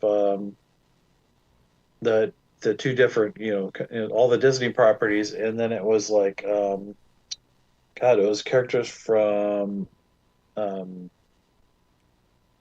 my brain's not remembering now. This is great. Um, Mr. Najash. Okay. Final Fantasy. Thank you, Lisa. Yeah.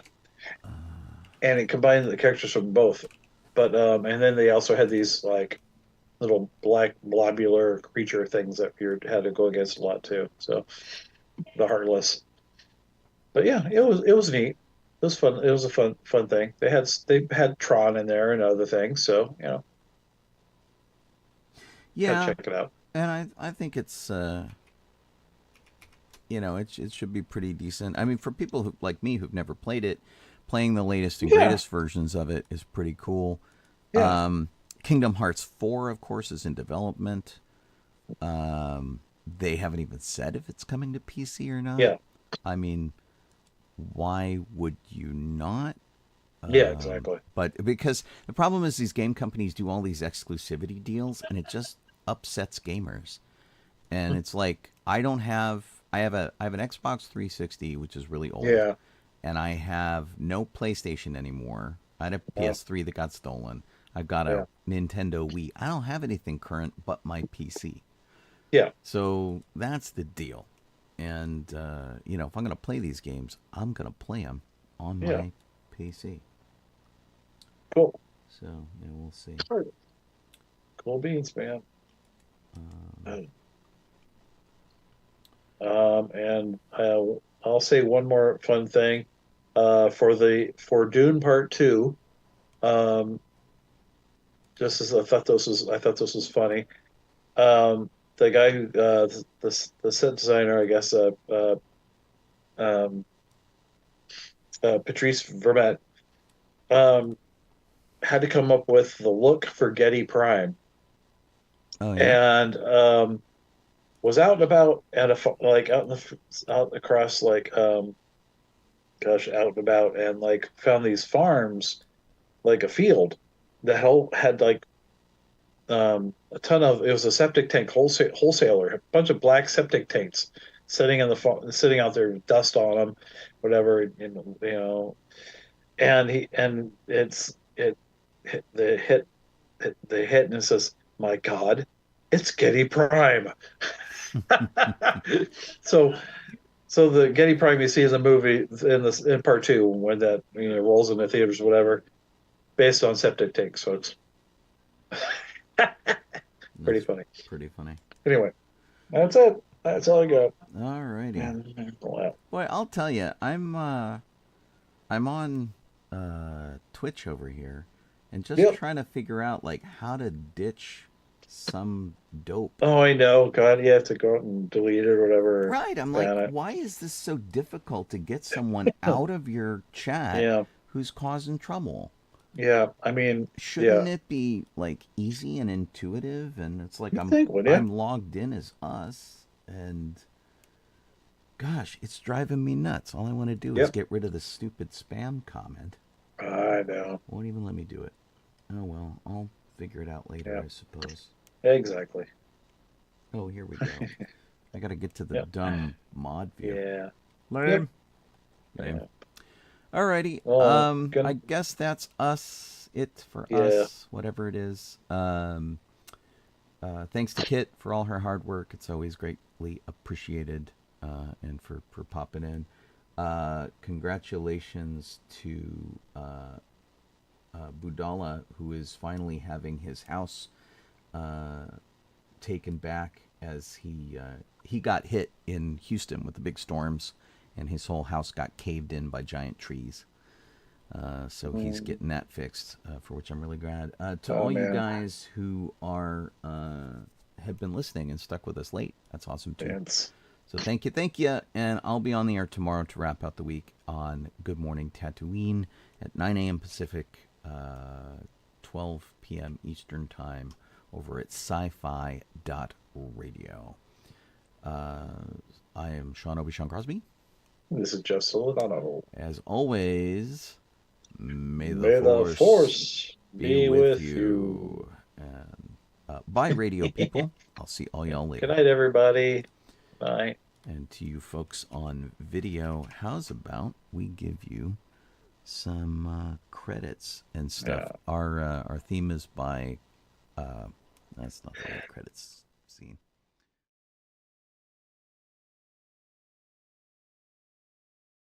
There we go. I've got it all messed up. Okay. See you guys later. Bye, folks.